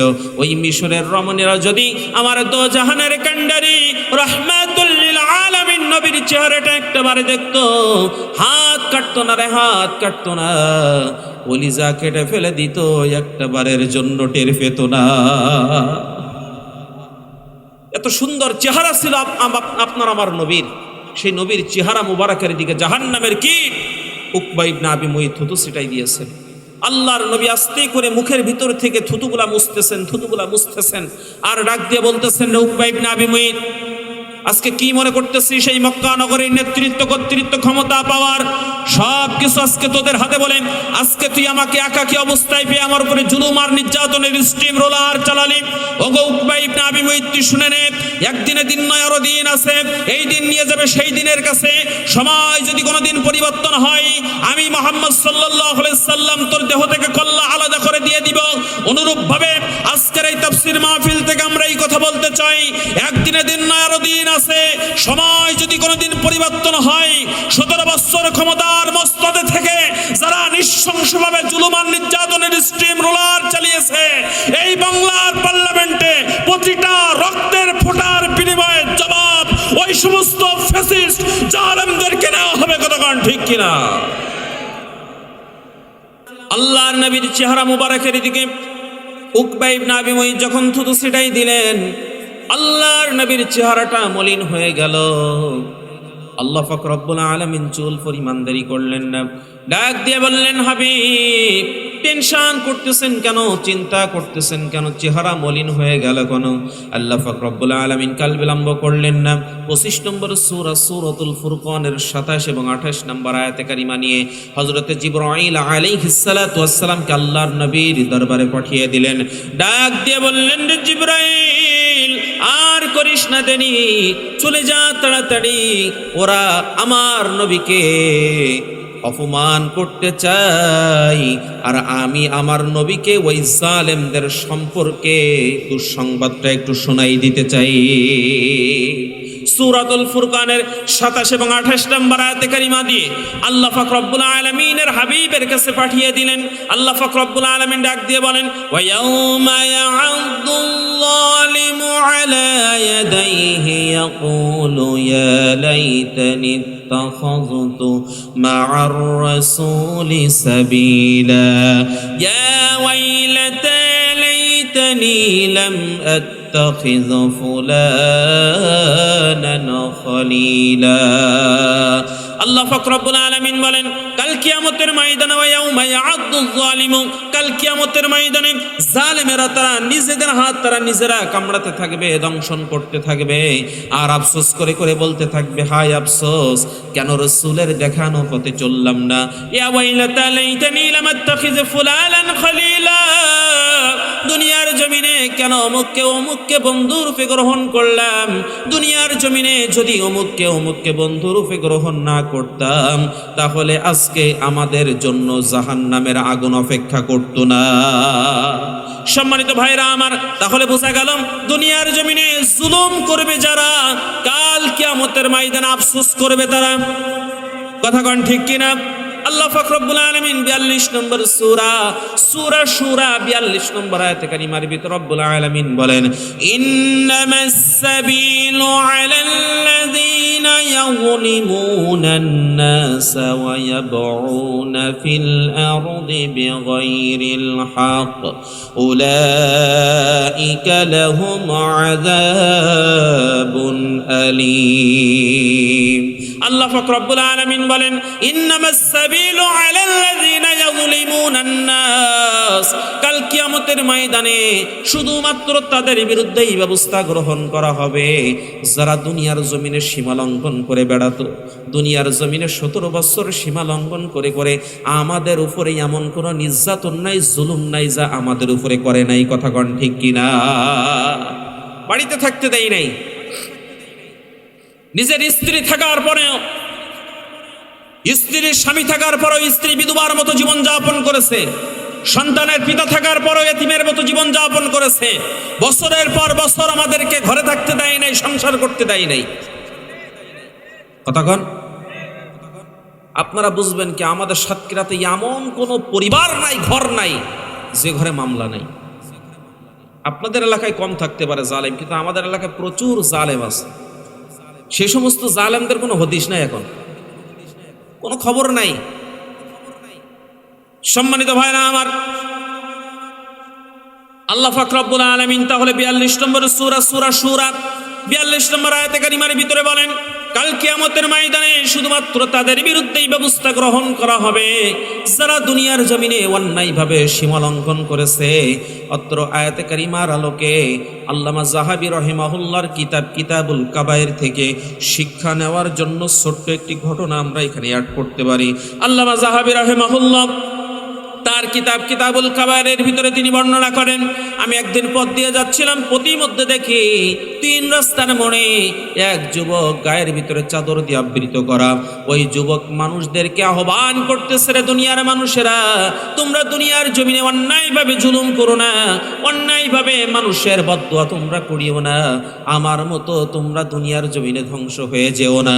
আল্লামা যাহাবী রাহিমাহুল্লাহ ওই যুবকের কাছে প্রশ্ন করলেন, রে যুবক, দুনিয়ার জমিনে এমন তোমার সঙ্গে কি ঘটনা ঘটেছে যার কারণে এই 3 রাস্তার মোড়ে মানুষদেরকে জুলুম থেকে বেঁচে থাকার জন্য তুমি সাবধান করতেছো? যুবক ডাক দিয়ে বললেন, রে পথিক, জানি না আপনার পরিচয় কি, কোথা থেকে আসছেন তাও জানতে চাই না, কিন্তু আমার জীবনে এমন এক ঘটনা ঘটে গিয়েছে যেই দিনের পর থেকে আজ পর্যন্ত মানুষদেরকে জুলুম থেকে বেঁচে থাকার জন্য সাবধান করি। আল্লামা যাহাবী রাহিমাহুল্লাহ তিনি ডাক দিয়ে বলেন, আমার শোনার আগ্রহ আরো দ্বিগুণে বেড়ে গেল। আমি ওই যুবকের কাছে প্রশ্ন করলাম, রে যুবক, কি এমন ঘটনা তোমার সাথে ঘটে গিয়েছে আমি একটু জানতে চাই। যুবক এবার আমার সামনে উপস্থাপন করা শুরু করে দিলেন। ডাক দিয়ে বললেন, রে পথিক, আমি ছিলাম সমাজের ভিতরে একটু ছেঁচড়া নেতা। আমার নেতাগিরির জ্বালাই সমাজের মানুষগুলা ঠিক মতো বসবাস করতে পারতো না। আমি দুনিয়ার জমিনে চলতাম, মনে হতো যেন জমিনের ভিতরে আমার পা পড়তেছে না। এমন ধরনের নেতা সমাজের ভিতরে আছে না নাই? এলাকায় বাঁশের থেকে বলে কুলসি শক্ত বেশি, বড় নেতার থেকে ছেঁচড়া নেতার একটু ছেঁচড়ামি বেশি থাকে। কথা কোন ঠিক কিনা? সম্মানিত ভাইরা আমার, যুবক ডাক দিয়ে বলেন, আমার নেতাগিরির জ্বালাই সমাজের মানুষগুলা ঠিক মতো বসবাস করতে পারতো না। আমি একদিন পথ দিয়ে যাচ্ছিলাম, প্রতিমধ্যে নদীর কিনারায় দেখি এক জেলে মাছ ধরতেছেন। আমি দেখলাম পাতিলের ভিতরে বড় আকৃতির একটা মাছ ধরা পড়েছে। আমি জেলেকে ডাক দিয়ে বললাম, রে জেলে, মাছটা আমাকে দিয়ে দে, মাছটা আমাকে দিয়ে দে। জেলে ডাক দিয়ে বলল, রে যুবক, সেই সকাল থেকে নিয়ে শুরু করে নদীর ভিতরে জাল বেয়ে বেয়ে একটাই মাত্র বড় মাছ আমার জালের ভিতরে ধরা পড়েছে। মাছটা নিয়ে বাজারে যাব, বিক্রয় করব, সদাই কিনবো, গোটা পরিবার রাতে সেগুলা ভক্ষণ করবে। ও নেতা, ও যুবক, তুমি যদি মাছটা এখনই আমার কাছ থেকে নিয়ে নাও তাহলে আমার বাজারও করা হবে না, গোটা পরিবার উপোস করে সারাটা রাত কাটাবে, আমার সঙ্গে বড় জুলুম হয়ে যাবে, আমার সঙ্গে এত বড় জুলুম তুমি করো না। যুবক ডাক দিয়ে বলেন, কলিজার ভিতরে আমার চুল পরিমাণ দয়া মায়া হলো না। মাছের গালের ভিতরে আঙ্গুল ঢুকাইয়া দিলাম, কানকুর ভিতরে আঙ্গুল ঢুকাই দিয়া সিনাই নিয়ে বাড়ির উদ্দেশ্যে রওনা হয়ে গেলাম। পেছন থেকে এই আওয়াজ আসতেছে, রে যুবক, আমি জানি আজকে তুমি আমার সঙ্গে যত বড় জুলুম তুমি করে ফেলছো, এর বিরুদ্ধে মামলা দুনিয়ার জমিনে কোনো কোর্টে, কোনো আদালতে, কোনো থানায় যে আমি মামলা দায়ের করতে পারবো না, কারণ কোর্ট তোমাদের, আদালত তোমাদের, মামলা ও হামলাও সব কিছু তোমাদের অনুকূলে, আমাদের যাওয়ার কোনো জায়গা নাই। কিন্তু যার কাছে মামলা দিলে মামলা কবুল হয়ে যাবে, আমি আমার মালিকের কাছে বিচার দিয়ে দিলাম, এর বিচার আমার আল্লাহ করবে। আচ্ছা বলেন তো, 17 বছর আমাদের মামলা দেওয়ার কোনো জায়গা ছিল? কিন্তু মামলা আমাদের জন্য সবসময় থানার বারান্দায় রেডি থাকতো। শুধু ধরবে, আপনাকে নিয়ে যাবে, আপনি শুনবেন, ভাই কোথায় নিয়ে যান, আমার কি অপরাধ, বললো অপরাধ কয়টা লাগবে, চলো থানায়, শুধু নাম ঠিকানা বসাই দিতে হবে, তোমার পছন্দ মতো মামলা দেওয়া হবে। কথা কোন ঠিক কিনা? সম্মানিত ভাইরা আমার, যুবক ডাক দিয়ে বলেন, পেছন থেকে যখন এই আহাজারি করতেছে আমি বাড়ির উদ্দেশ্যে রওনা হয়ে গেলাম। প্রতিমধ্যে অসতর্কতা বশত আমার আঙ্গুলের ভিতরে মাছের একটা দাঁতের আল বসে গেল। আমি বাড়িতে চলে গেলাম, ঝাড়া মেরে স্ত্রীর সামনে মাছটা ফেলে দিয়ে দিলাম। ডাক দিয়ে বললাম, রে প্রাণের স্ত্রী, মাছটা নাও, সুন্দর করে রান্না করবা, ভুনা করবা, রাতে কিন্তু তুমি আর আমি মজা করে খাবো। এই বলে যখন আমি বাড়ি থেকে অন্য কাজের উদ্দেশ্যে রওনা হয়ে গেলাম। রাত যত গভীর হয় আঙ্গুলের ভিতরে যন্ত্রণা তত বৃদ্ধি হয়, রাত যত গভীর হয় হাতের ভিতরে, আঙ্গুলের ভিতরে যন্ত্রণা তত বৃদ্ধি হয়ে যায়। খুব সকালবেলা পার্শ্ববর্তী সদর হাসপাতাল কমিউনিটি সেন্টারে চলে গেলাম। এমবিবিএস ডাক্তার দেখালাম। বিভিন্ন পরীক্ষা নিরীক্ষা করার পরে এমবিবিএস ডাক্তার বললেন, রে যুবক, তোমার আঙ্গুলের ভিতরে এমন এক ধরনের জীবাণু প্রবেশ করেছে, এখনই যদি আঙ্গুল কেটে বাদ না দেওয়া হয় তাহলে এই জীবাণু কিন্তু হাতের ভিতরে ঢুকতে পারে, হাতের ভিতরে পচন ধরতে পারে। আমার আঙ্গুলটা কেটে সুন্দর করে ব্যান্ডেজ করে দেওয়া হলো। যন্ত্রণা কমে না, যন্ত্রণা কমে না। ডাক্তারের কাছে চলে গেলাম। ডাক্তার এবার পরীক্ষা নিরীক্ষা করে হাতের কবজি থেকে কেটে বাদ দিয়ে দিলেন, ব্যান্ডেজ করে দিয়ে দিলেন। কয়েকদিন হয়ে যায়, যন্ত্রণা কমে না। ডাক্তারের কাছে চলে গেলাম, ডাক দিয়ে বললাম, রে ডাক্তার, কি খেয়ে লেখাপড়া শিখছেন, যন্ত্রণা তো কমে না। ডাক্তার পরীক্ষা নিরীক্ষা করে হাতের এখান থেকে কেটে বাদ দিয়ে দিলেন। ডাক দিয়ে বললেন, রে পথিক, ও যুবক, তুমি শুনে নাও, তোমার জীবাণু কিন্তু এবার শরীরের ভিতরে ঢুকতে পারে, আর কাটার কোনো অপশন নাই। এবার যদি জীবাণু দেহের ভিতরে ঢুকে যায় তাহলে মরণ ছাড়া তোমার আর কোনো উপায় নাই। কলিজার ভিতরে ভয় সৃষ্টি হয়ে গিয়েছে। এলাকার ভিতরে যারা জালেম থাকে, যারা আল্লাহ দ্রোহী থাকে, দেখবেন মৃত্যুর ভয় তাদের কাছে এমনভাবে তাদের কাছে হাজির হয়ে যায়। মোমেন মরাটা নিজের জন্য সৌভাগ্য মনে করে, আর বেঈমান মনে করে এলাকার ভিতরে যদি সাইকেলের চাকাও পাঞ্চার হয় মনে হয় যেন বোমা তার পেছনে পড়ে গিয়েছে। মরণকে বিরাট ভাবে ভয় পায়। দেখবেন এলাকার যে সমস্ত জালেমগুলা যখন মারা যায় আমাদের মতো হুজুরদের শরণাপন্ন হয়ে যায়। যুবক কি করলেন? অন্তরের ভিতরে যখন ভয় সৃষ্টি হয়ে গিয়েছে যে জীবাণুতে এবার দেহের ভিতরে ঢুকে গেল, আমার মরণ ছাড়া তো উপায় নাই, এলাকার ভিতরে যারা আলেম সমাজ ছিলেন তাদের কাছে পরামর্শ চাওয়ার জন্য চলে গিয়েছেন। সারাটা জীবন যে সমস্ত জালেমগুলা একটা সেকেন্ড, একটা মিনিট, একটা ঘন্টা, একটা দিন, একটা রাত ইসলামের পক্ষে কাজে লাগে নাই, আল্লাহর পক্ষে কাজে লাগে নাই, কোরআনের পক্ষে কাজে লাগে নাই, সারাটা জীবন কোরআনের বিরোধিতা করেছে, ইসলামের বিরোধিতা করেছে, আল্লাহর বিরোধিতা করেছে, ইসলামী আন্দোলনের বিরোধিতা করেছে। আমি বলি এই সমস্ত শয়তানরা মারা গেলে জানাজার ব্যবস্থা করবেন, কিন্তু ইমাম সাহেবকে বলে দিবেন, ইমাম সাহেব উজু করে জানাজা পড়ানোর দরকার নেই। কথা কোন ঠিক কিনা? কারণ তুমি শয়তান মারা গিয়েছো, তোমার জানাজা দিয়ে মাটি দেওয়াও যাক, না দেওয়াও তা, কারণ তাও তোমার সারাটা জীবন ইসলামের পক্ষে, একটি ঘন্টা, একটা দিন, একটা রাত ইসলামের পক্ষে কাজে লাগে নাই। সারাটা জীবন ইসলামের বিরোধিতা করেছো, কোরআনের বিরোধিতা করেছো, ইসলামী আন্দোলনের বিরোধিতা করেছো। তুমি শয়তান মারা যাওয়ার পরে তোমাকে উজু সহ জানাজা দিতে হবে, এটা কোন কিতাবের কোন পৃষ্ঠায় লেখা আছে? কথা কোন ঠিক কিনা? সম্মানিত ভাইরা আমার, যুবক ডাক দিয়ে বলেন, কলিজার ভিতরে ভয় সৃষ্টি হয়ে গেল। আলেমদের কাছে পরামর্শ চাইলাম, আলেমেরা পরামর্শ দিয়ে দিলেন, রে যুবক, তুমি তো বিরাট বড় অপরাধ করে ফেলেছো, তুমি তো জুলুম করে ফেলেছো ওই জেলের সঙ্গে। আল্লাহর নবীর ওই হাদিস কি তুমি শোনো নাই? বিশ্ব নবী সাল্লাল্লাহু আলাইহি ওয়াসাল্লাম বলেছেন, ইত্তাকি দাওয়াতাল মাজলুম ফাইন্নাহা লাইসা বাইনাহা ওয়া বাইনাল্লাহিল হিজাব। দুনিয়ার জমিনে কোন মাজলুম যদি জালেমের বিরুদ্ধে আল্লাহর দরবারে একটাবার মামলা দিয়ে দেয়, 7 তবক আসমান ভেদ করে, 70,000 নূরের পর্দা ভেদ করে সরাসরি মামলাটা আল্লাহর আরশে মহল্লায় পৌঁছে যায়। কতক্ষণ ঠিক কিনা? আপনারা সারাটা জীবন শুধু বলেছেন যে আওয়ামী লীগ সরকার, এই হাসিনা সরকারের পুলিশ তাদের, আর্মি তাদের, সেনাবাহিনী তাদের, র্যাব তাদের, বিডিআর তাদের, গোয়েন্দা বিভাগ তাদের, মিডিয়া তাদের, সকল প্রশাসনিক সকল ব্যবস্থাপনা তাদের, এদের মনে হয় আর সরানো যাবে না। কতক্ষণ ঠিক কিনা? কতক্ষণ ঠিক কিনা?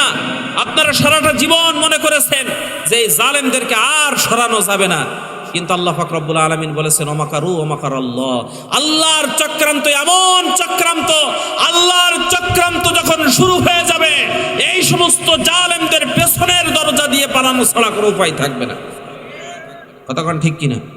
প্রিয় ভাইরা আমার, আপনারা কি মনে করতেছেন জালেমের জিন্দানখানার ভিতরে 17 বছর পর্যন্ত যে সমস্ত আলেমদেরকে রাখা হয়েছে, প্রতিটা চোখের ফোঁটা বদদুয়া পানি আল্লাহ পাক রব্বুল আলামিনের আরশে মহল্লার ভিতরে পৌঁছে এমন ভাবে অ্যাটম বোমার ভূমিকা পালন করেছে। আল্লাহ পাক রব্বুল আলামিন ক্ষুদ্র ক্ষুদ্র ছোট্ট ছোট্ট বাচ্চাদের আন্দোলনের মুখে এই সমস্ত জালেমদেরকে এই বাংলার জমিন থেকে বিতাড়িত করে ছেড়ে দিয়েছে। কথা ঠিক কিনা? পৃথিবীর ইতিহাস খেয়াল করেন, আল্লাহ পাক রব্বুল আলামিন প্রত্যেকটা জালেমকে সায়েজ করেছে ছোট্ট ছোট্ট ক্ষুদ্র ক্ষুদ্র জিনিস দিয়ে। নমরুদকে ল্যাংড়া মশা, কথা কন। ফেরাউন দরিয়ার ভিতরে ডুবে ডুবে মরছে, ডুবে মরার বৈশিষ্ট্য হচ্ছে ছোট বাচ্চাদের, কথা কন ঠিক। ছোট্ট ছোট্ট বাচ্চা মাছ এবং মোয়াজ, ছোট্ট ছোট্ট বাচ্চা অর্ধমরা করে টান টান করে সবাই দিয়েছিল। সম্মানিত হাজিরিন, আপনারা খেয়াল করে দেখেন, এই বাংলার জমিনে নব্য আবু জাহেল, নব্য ফেরাউন, নব্য নমরুদ, লেডি ফেরাউনকে আল্লাহ পাক রব্বুল আলামিন ছোট্ট ছোট্ট বাচ্চাদের আন্দোলনের মুখে বাংলার জমিন থেকে বিতাড়িত করে ছেড়ে দিয়েছে, কথা কন ঠিক কিনা। পৃথিবীর ইতিহাসে আল্লাহ পাক রব্বুল আলামিন বড় বড় জালেমদেরকে ধ্বংস করছে ছোট্ট ছোট্ট ক্ষুদ্র ক্ষুদ্র জিনিস দিয়ে, কথা কন ঠিক কিনা। সম্মানিত ভাইরা আমার, যুবক এবার যখন পরামর্শ পেলেন, এবার ওই জেলেকে খোঁজা শুরু করে দিয়ে দিলেন। জেলেকে যখন খুঁজে পেয়ে গেলেন, জেলের পা জড়িয়ে ধরলেন, হাউমাউ করে কাঁদলেন। জেলে যখন মাফ করে দিয়ে তার হাতের ভিতরে হাত বুলিয়ে দিলেন, শান্তির পরশ তিনি অনুভব করলেন। তিনি ডাক দিয়ে বলেন, সেই দিনের পর থেকে আজ পর্যন্ত আমি দুনিয়ার জমিনে আর জুলুম করি নাই, আর দুনিয়ার মানুষদেরকে জুলুম থেকে বেঁচে থাকার জন্য আমি সাবধান করি। সম্মানিত হাজিরিন, তাহলে বোঝা গেল দুনিয়ার জমিনে জুলুম করবে যারা, আল্লাহ পাক রব্বুল আলামিন জুলুম করবে যারা, তাদেরকে ধ্বংস অনিবার্য ঘোষণা করে দিয়েছেন কে? দুনিয়ার জমিনে জুলুম করবে যারা, আল্লাহ পাক রব্বুল আলামিন জালেমকে স্থায়ী দুনিয়ার জমিনে থাকতে দেন না, তাদের অবস্থান হচ্ছে ক্ষণস্থায়ী। তাদের মসনদগুলো আল্লাহ পাক রব্বুল আলামিন দুনিয়ার জমিনে খান খান খান খান করে দিয়ে দিবেন, কথা কোন ঠিক কিনা। তাহলে জালেম ধ্বংসের এক নম্বর কারণ হচ্ছে জুলুম করা, দুই নম্বর কারণ হচ্ছে গর্ব এবং অহংকার। আল্লাহ পাক রব্বুল আলামিন কোরআনুল কারীমের ভিতরে কত সুন্দরভাবে বলছেন, 4 নম্বর সূরা আল্লাহ পাক রব্বুল আলামিন 4 নম্বর সূরা নিসার 36 নম্বর আয়াতে কারিমার ভিতরে রব্বুল আলামিন বলেন, ইন্নাল্লাহা লা ইউহিব্বু মান কানা মুখতালান ফখুর। আল্লাহ পাক রব্বুল আলামিন বলেন, ইন্নাল্লাহা নিশ্চয় আল্লাহ, লা ইউহিব্বু, আল্লাহ কোশ্চিন কালেও পছন্দ করেন না, মান কানা মুখতালান ফখুর, দুনিয়ার জমিনে অহংকারী দাম্ভিক ব্যক্তিকে আল্লাহ পাক রব্বুল আলামিন পছন্দ করেন না, কথা কোন ঠিক কিনা। বাস্তব প্রমাণ নিয়ে নেন, জালেম ধ্বংসের 2 নম্বর কারণ হচ্ছে গর্ব এবং অহংকার। দুনিয়ার জমিনে গর্ব এবং অহংকার করে যারা, আল্লাহ পাক রব্বুল আলামিন তাদেরকে দুনিয়ার জমিন থেকে মুহূর্তের ভিতরে তছনছ তছনছ করে দিয়ে দেন। বাস্তব প্রমাণ নিয়ে নেন, 1912 সাল 10 এপ্রিল বিরাট বড় টাইটানিক জাহাজ যখন আটলান্টিক মহাসাগরের ভিতরে যাত্রা শুরু করলেন 6000 যাত্রী নিয়ে, এই জাহাজের ভিতরে এমন কোনো অত্যাধুনিক ব্যবস্থা নাই যা এই জাহাজের ভিতরে ছিল না। এই জাহাজের ভিতরে আপনি ঘুরবেন, পার্কের ব্যবস্থা ছিল, বাজার করবেন, নগরীর ব্যবস্থা ছিল, গোসল করবেন, সুইমিং পুলের ব্যবস্থা ছিল, আপনি খেলা করবেন, ফুটবল মাঠের ব্যবস্থা ছিল। এমন কোন অত্যাধুনিক ব্যবস্থা যা আয়োজন এই বিরাট বড় জাহাজের ভিতরে ছিল না। 1912 সালের 10 এপ্রিল যখন বিরাট বড় আটলান্টিক মহাসাগরের ভিতরে টাইটানিক নামক জাহাজ যখন যাত্রা শুরু করলেন, যাত্রা শুরু করার তৃতীয় দিন অর্থাৎ 13 এপ্রিল 1912 সাল এডওয়ার্ড জন স্মিথ মাইক্রোফোনটা হাতে নিয়ে তিনি এই ঘোষণা দিয়ে দিলেন, ও আমার যাত্রী ভাই এবং বোনেরা, এই বিরাট বড় আটলান্টিক মহাসাগরের ভিতরে, এই বিরাট বড় টাইটানিক জাহাজের ভিতরে এমন কোনো অত্যাধুনিক আপনাদের জন্য সুবিধার জন্য এমন কোনো ব্যবস্থা নাই যা এই ব্যবস্থা এই জাহাজের ভিতরে করা হয় নাই। কেন আপনারা নিশ্চুপ রয়েছেন? কেন আপনারা এখনো নিস্তব্ধ রয়েছেন? আপনারা এখনো কেন নিজেদেরকে উদ্ভাসিত করে দিচ্ছেন না? আপনারা কেন এখনো পর্যন্ত মজ মাস্তি করছেন না, মদ পান করছেন না, গান বাজনার ভিতরে নিজেদেরকে কেন ডুবিয়ে দিচ্ছেন না? আপনারা কেন এখনো গানের সাগরে, আনন্দের সাগরে নিজেদের গাকে ভাসিয়ে দিচ্ছেন না? এডওয়ার্ড জন স্মিথ যখন তার মাইক্রোফোনের ভিতরে এই ঘোষণা দিয়ে দিলেন, ওই জাহাজের ভিতরে গান বাজনা শুরু হয়ে গেল, ডিজে গান বাজনা, নারী নর্তকী নিয়ে আনন্দ উল্লাস শুরু হয়ে গেলেন। 14 এপ্রিল যাত্রা শুরু করার চতুর্থ দিন রাত তখন 11:40। এডওয়ার্ড জন স্মিথ মাইক্রোফোনটা হাতে নিয়ে এই ঘোষণা দিয়ে দিলেন, ও আমার যাত্রী ভাই এবং বোনেরা, পৃথিবীর জমিনে এমন কোন শক্তি নাই যা আমার 6 ইঞ্চি ইস্পাত দিয়ে তৈরি করা টাইটানিক জাহাজের চুল পরিমাণ কোনো ক্ষতি করতে পারে। অহংকার হলো কি হলো না? কথা বলতে হবে প্রিয় ভাইরা, অহংকার হলো কি হলো না? আল্লাহ পাক রব্বুল আলামিনের আরশে ইলাহিতে কবুল হয়ে গিয়েছে, অহংকার হিসাবে কবুল হয়ে গিয়েছে। আল্লাহ পাক রব্বুল আলামিন কিছুক্ষণ পর অর্থাৎ 15 এপ্রিল রাত তখন 2:20 বিরাট বড় টাইটানিক জাহাজকে 6 ইঞ্চি ইস্পাত দিয়ে তৈরি করা বিরাট বড় টাইটানিক জাহাজকে শুধুমাত্র অহংকার করার কারণে, দাম্ভিক করার কারণে আল্লাহ পাক রব্বুল আলামিন বিরাট বড় টাইটানিক জাহাজকে আটলান্টিক মহাসাগরের ভিতরে সামান্য তুষারখণ্ডের ধাক্কা দিয়া আল্লাহ পাক রব্বুল আলামিন ওই আটলান্টিক মহাসাগরের ভিতরে শরীর সমাধি করে দিয়েছে। আমার সে আল্লাহ আছে না নাই? শুধুমাত্র অহংকার এবং দাম্ভিকতা অহমিকা করার কারণে 6 ইঞ্চি ইস্পাত দিয়ে তৈরি করা বিরাট বড় টাইটানিক জাহাজকে আল্লাহ পাক রব্বুল আলামিন অহংকার এবং দাম্ভিকতা করার কারণে ওই আটলান্টিক মহাসাগরের ভিতরে যে রড ডুবাই দিয়েছে, 17 বছর ক্ষমতার মসনদে টিকে থাকা ওই জালেম হাসিনাকে আল্লাহ পাক রব্বুল আলামিন ছোট্ট ছোট্ট বাচ্চাদের আন্দোলনের মুখে আল্লাহ পাক রব্বুল আলামিন বাংলাদেশের বাইরে ফ্রি কিক মেরে বাহির করে দিয়েছে। কতক্ষণ ঠিক কিনা? কতক্ষণ ঠিক কিনা? আপনারা শুধু চেয়েছিলেন পদত্যাগ, কিন্তু আল্লাহ পাক রব্বুল আলামিন বলতেছে, বোকা, তোদের চাওয়া অনেক ছোট। আমরা শুধু চেয়েছিলাম না আন্দোলনের ভিতরে যে কখন পদত্যাগ করবে, কখন পদত্যাগ করবে। কতক্ষণ ঠিক কিনা? আল্লাহ বলেছেন, বান্দা, তোদের চাওয়া অনেক ছোট, তোরা চেয়েছিস পদত্যাগ।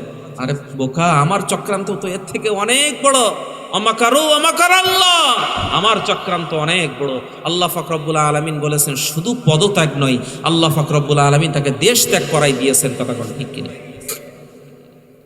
কেমনে বলতো? 2041 সাল পর্যন্ত ঠেকাই কি? বক্তব্য দিলেই 2041 সালের টার্গেট। কতক্ষণ ঠিক কিনা? তার মানে 2041 রানের টার্গেট নিয়ে মাঠে খেলতে নেমে 2024 সালে ওয়াল আউট। কতক্ষণ ঠিক কিনা? সামসারাও তো চাচা দুনিয়ায় এখন বাংলাদেশে এখন নাই, সব আগের থেকে গাট্টি গট্টি নিয়ে বেগমপাড়ায় ঘরটার মোটামুটি গোছে সুন্দরভাবে তারা আয়োজন করে ওখানে মজমস্তি করতেছে। কতক্ষণ ঠিক কিনা? সুইস ব্যাংকে গণনা আপনারা দেখেছেন, সারা পৃথিবীর ভিতরে সব থেকে বেশি টাকা রেখেছে বাংলাদেশের এই সমস্ত পাবলিকেরা সুইস ব্যাংকে। সুইজারল্যান্ডের সুইস ব্যাংকে সব থেকে বেশি টাকা রাখছে বাংলাদেশের এই পাবলিকেরা। হাজার হাজার কোটি টাকা তারা আত্মসাৎ করে সুইস ব্যাংকের ভিতরে রাখছে। বেগমপাড়ায় তারা বেগমপাড়া তৈরি করছে। সম্মানিত ভাইরা আমার, এই আপনাদের গায়ের রক্ত পানি করা ট্যাক্সের টাকা, কোটি কোটি টাকা, হাজার হাজার কোটি টাকা আত্মসাৎ করে নিজেদের আখির গুছিয়েছে। এমন কোনো জুলুম নাই যা আমাদের উপরে এই সমস্ত জালেমগুলা করে নাই। কতক্ষণ ঠিক কিনা? সম্মানিত ভাইরা আমার, যেহেতু রাত অনেক গভীর হয়ে গিয়েছে, সংক্ষিপ্ত পরিসরে বলতেছি। তাহলে জালিম ধ্বংসের 2 নম্বর কারণ গেল গর্ব এবং অহংকার। 3 নম্বরে মিথ্যাচার এবং মিথ্যা অপবাদ। আল্লাহ পাক রব্বুল আলামিন কোরআনুল কারীমের 2 নম্বর সূরা বাকারার 42 নম্বর আয়াতে কারীমার ভিতর রব্বুল আলামিন বলেন, ওয়ালা তালবিসুল হাক্কা বিল বাতিলি ওয়া তাকতুমুনাল হাক্কা ওয়া আনতুম তা'লামুন। আল্লাহ পাক রব্বুল আলামিন বলেন, তোমরা মিথ্যার আবরণে সত্যকে সন্দেহ যুক্ত করে ফেলো না। অকুল জা আল হক, এসেছে সত্য, ওয়া যাহাকাল বাতিল, মিথ্যা বিতাড়িত হয়ে গিয়েছে। ইন্নাল বাতিলা কানা যাহুকা, মিথ্যা চিরদিনই মিথ্যা হিসাবে দুনিয়ার জমিনে প্রতিষ্ঠিত থাকবে। যখনই বাচ্চাদের রূপ ধারণ করে আন্দোলন নিয়ে যখনই ওই মিথ্যার সামনে সত্য হাজির হয়েছে, আল্লাহ পাক রব্বুল আলামিন মিথ্যাকে পেছনের দরজা দিয়ে পালানো ছাড়া দ্বিতীয় কোনো পথ আর খোলা রাখে নাই। কতক্ষণ ঠিক কিনা? সম্মানিত ভাইরা আমার,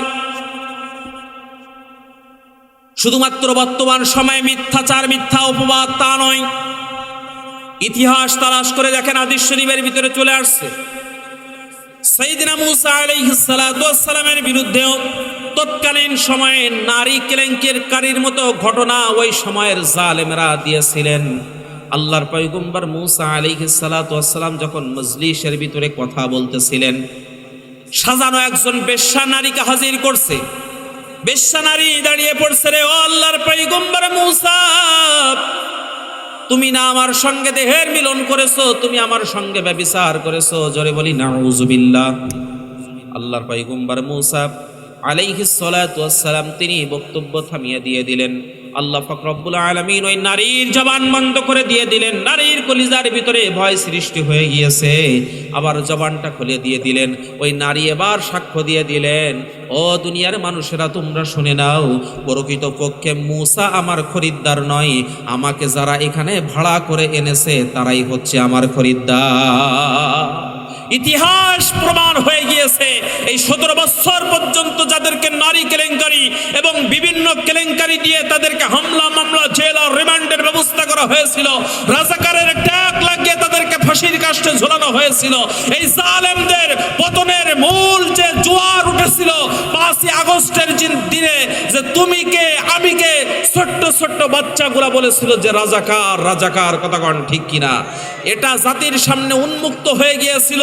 আসলে প্রকৃতপক্ষে এই রাজাকার ট্যাগটা লাগানো আওয়ামী লীগ সরকারের ক্ষমতার মসনদে টিকে থাকা ছাড়া দ্বিতীয় কোনো পরিকল্পনা নয়, কথা কন ঠিক কিনা?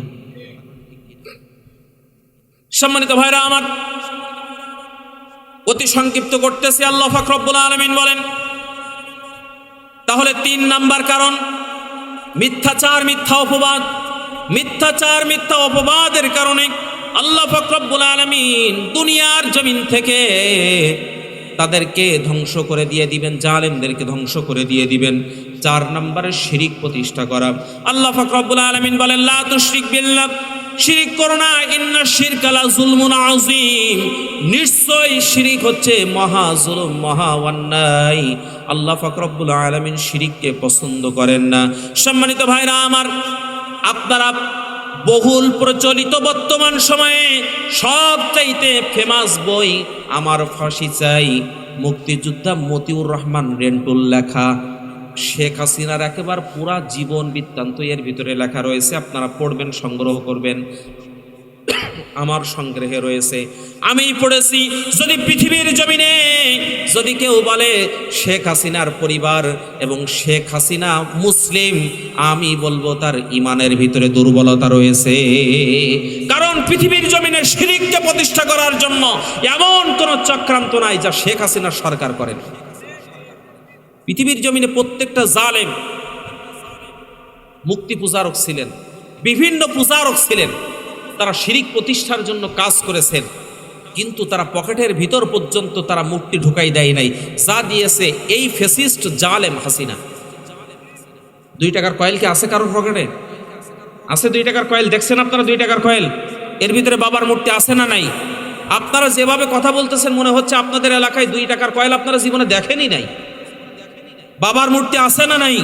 পৃথিবীর জমিনে কোন জালেম মূর্তি পকেটের ভিতরে ঢুকাই দেয় নাই, যা ঢুকাই দিয়েছে বর্তমানে এই জালেম, এই সমস্ত নামধারী জালেমরা।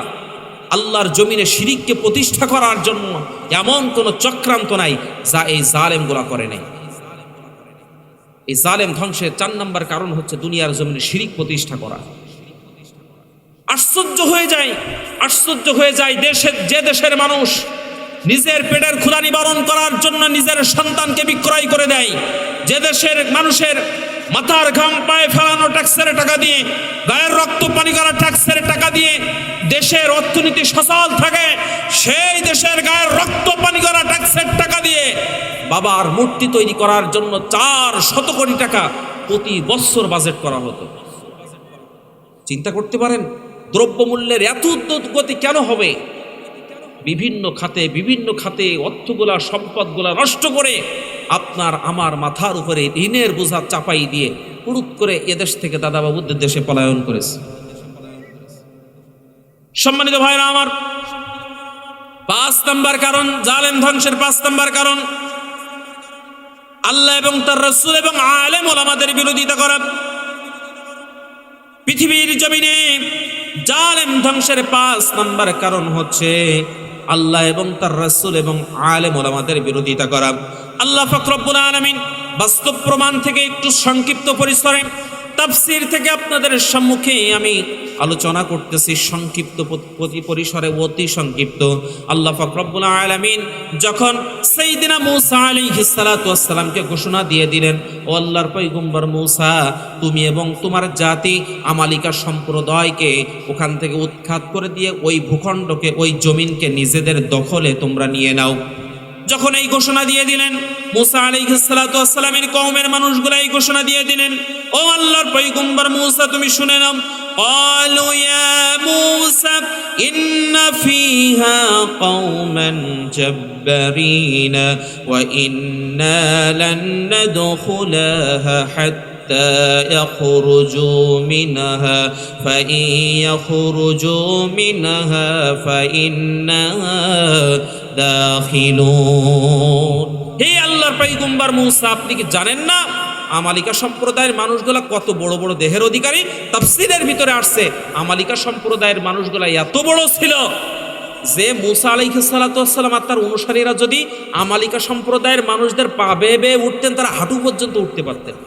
কত বড় দেহের অধিকারী ছিলেন তারা। যে মালটা খেতেন, ওই মালটার খোলার ভিতরে মূসা আলাইহিস সালাতু ওয়াস সালামের অনুসারীরা কয়েকজন বসবাস করতে পারতেন। এত বড় বড় দেহের অধিকারী ছিলেন। তাদের বিরুদ্ধে জিহাদ করার কথা বলছেন কে? কথা বলেন কে? এখন তার জাতির মানুষেরা বলতেছে, ও আল্লাহর পয়গম্বর মূসা, তারা যে দেহের অধিকারী তাদের সঙ্গে জিহাদ করতে পারবো না, বরং তারা ওখান থেকে উৎখাত হয়ে গেলেই না আমরা সেখানে প্রবেশ করব, আমরা এর আগে প্রবেশ করতে পারবো না।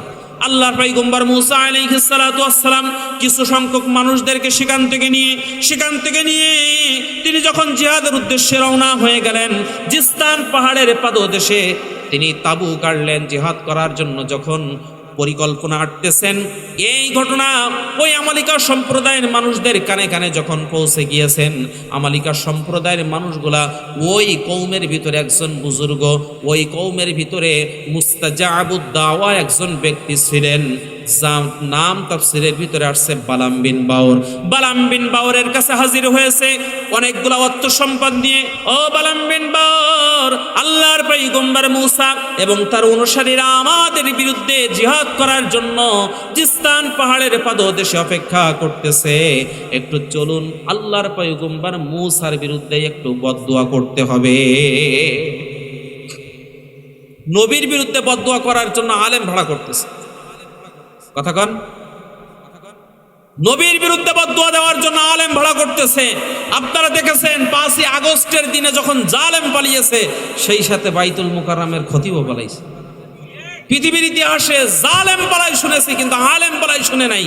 কিন্তু আপনারা নিজের চোখে দেখেছেন এই দেশের ভিতরে আলেমদেরকে জুলুম আর নির্যাতন করার জন্য আর এক শ্রেণীর আলেমগুলা সুসুড়ি দিয়েছিল। কথা কন ঠিক কিনা?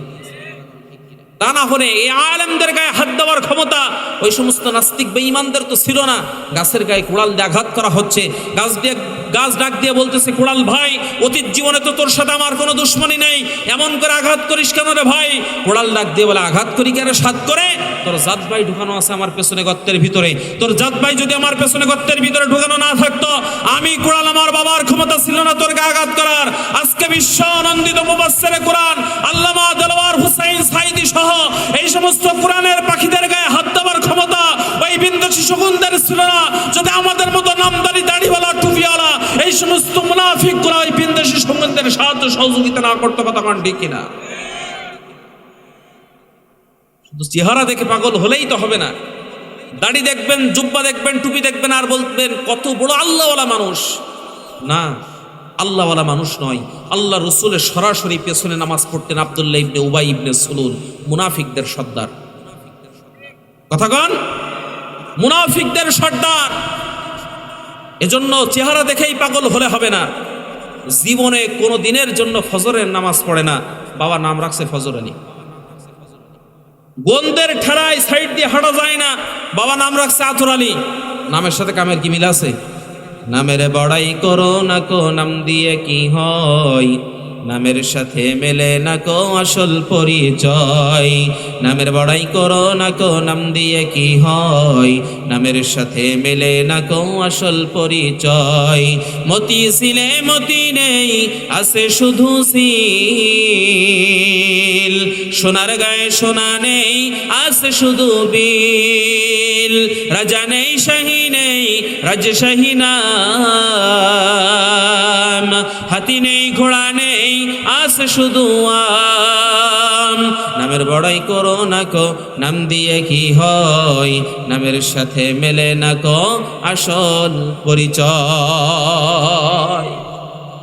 চাচা মিয়া সকালে একবার দাঁড়িয়ে আসরাই, বিকালে একবার দাঁড়িয়ে আসরাই, সুবহানাল্লাহ আলহামদুলিল্লাহ, তোমাদের আর তোমার কেন, আমাদের তো কিছু কয় না, বলতো না এমন কিছু চাচা মিয়া? কথা কন ঠিক কিনা? কথাই কথাই বলতো। ওদের যদি অপরাধ না থাকতো তাহলে কি ওদের খালি খালি মারছে? কথা কন ঠিক কিনা? তাহলে আপনাদের কাছে প্রশ্ন করতে চাই, আল্লাহর নবীর কোন অপরাধের কারণে উহুদে দান মোবারক শহীদ করা হলো? আল্লাহর নবীর কোন অপরাধের কারণে তায়েফে রক্তাক্ত করা হলো? আল্লাহর নবীর কোন অপরাধের কারণে শিহাব আবু তালেবী 3.5 বছর কারাগার বরণ করতে লাগলো? আল্লাহর নবীর তৎকালীন সময়ে যে অপরাধের কারণে জুলুম আর নির্যাতনের স্টিম রোলার চালানো হয়েছে, ঠিক অনুরূপ একই কারণে বর্তমান সময়ের এই সমস্ত কোরআনের পাখিদের উপরে জুলুম আর নির্যাতনের স্টিম রোলার চালানো হয়েছে। কথা কোন ঠিক কিনা? সম্মানিত ভাইরা আমার, বালাম বিন বাওরের কাছে যখন বদদুয়া দেওয়ার জন্য প্রস্তাব রাখলেন, তিনি প্রত্যাখ্যান করলেন। বালাম বিন বাওরের স্ত্রীকে ধরলেন। স্ত্রী যখন প্লাস দিয়ে ধরা পানা স্বামীকে ধরে ফেলছে, বালাম বিন বাওর তিনি ছিলেন মুস্তাজাবুদ দাওয়া, আল্লাহর দরবারে যা দোয়া করতেন আল্লাহ দোয়া কবুল করে ফেলতেন। কওমের মানুষগুলা তাকে যে যখন বলছেন আল্লাহর পয়গম্বর মুসার বিরুদ্ধে বদদুয়া দিয়ে দাও, বলল পারবো না। স্ত্রীকে ধরলেন, স্ত্রীকে বসে এনে ফেললেন। স্ত্রী এবার স্বামীকে বসে আনছেন। স্বামী এবার গাধার পিঠে চড়ে জিস্তান পাহাড়ের উপরে চূড়ায় দাঁড়িয়ে যখন বদদুয়া দেওয়ার উদ্দেশ্যে যখন রওনা হয়ে গেলেন, গাধার পিঠে উঠছেন। গাধা সামনের দিকে যায় না, শুধু পিঠাই সামনের দিকে যায় না। আল্লাহর কুদরতি মাধ্যম দিয়ে গাধার জবান খুলে গিয়েছে।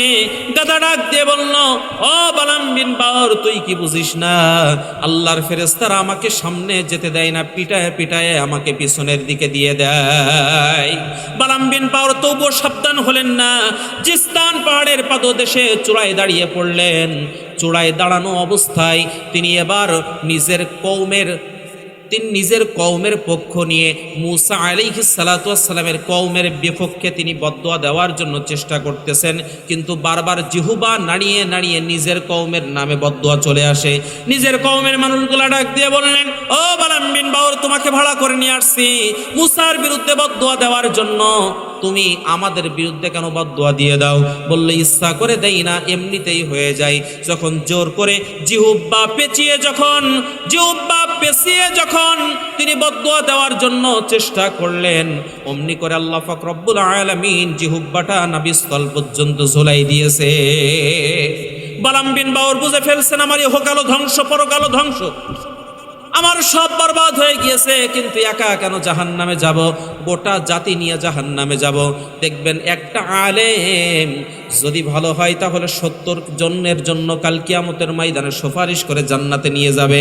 আবার যদি আলেম যদি জালেম হয়ে যায়, গোটা জাতি ধ্বংস করার জন্য একটা নামধারী আলেম নামের জালেমই যথেষ্ট হয়ে যায়।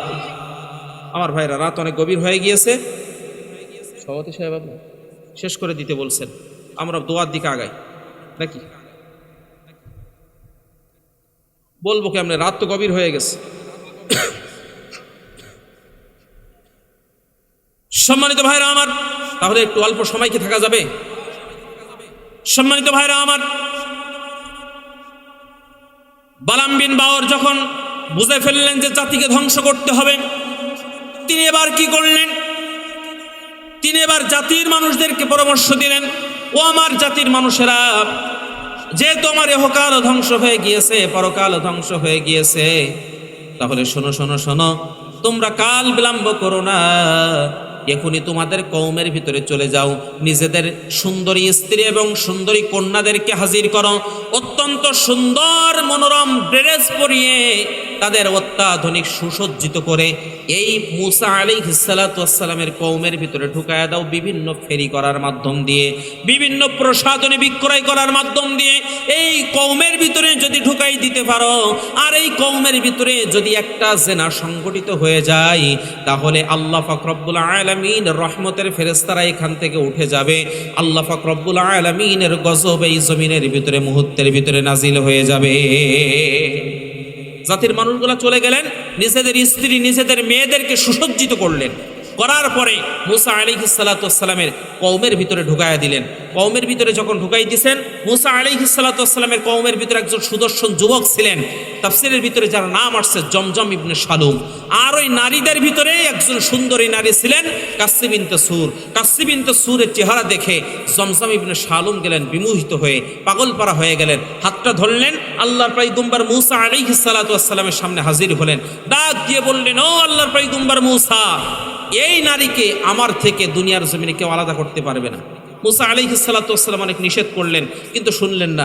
কওমের ভিতরে ওই তাঁবুর ভিতরে ঢুকলেন, জেনায় লিপ্ত হয়ে গেলেন। আল্লাহর রহমতের ফেরেশতারা উঠে গেলেন, আল্লাহ পাক রব্বুল আলামিনের গজব নাজিল হয়ে গেলেন জমিনের ভিতরে। একটা জেনা সংগঠিত হওয়ার কারণে আল্লাহ পাক রব্বুল আলামিন ওই কওমের ভিতরে ৭০,০০০ মানুষকে গজব দিয়ে আল্লাহ পাক রব্বুল আলামিন শেষ করে দিয়ে দিলেন। নাউজুবিল্লাহ বলেন।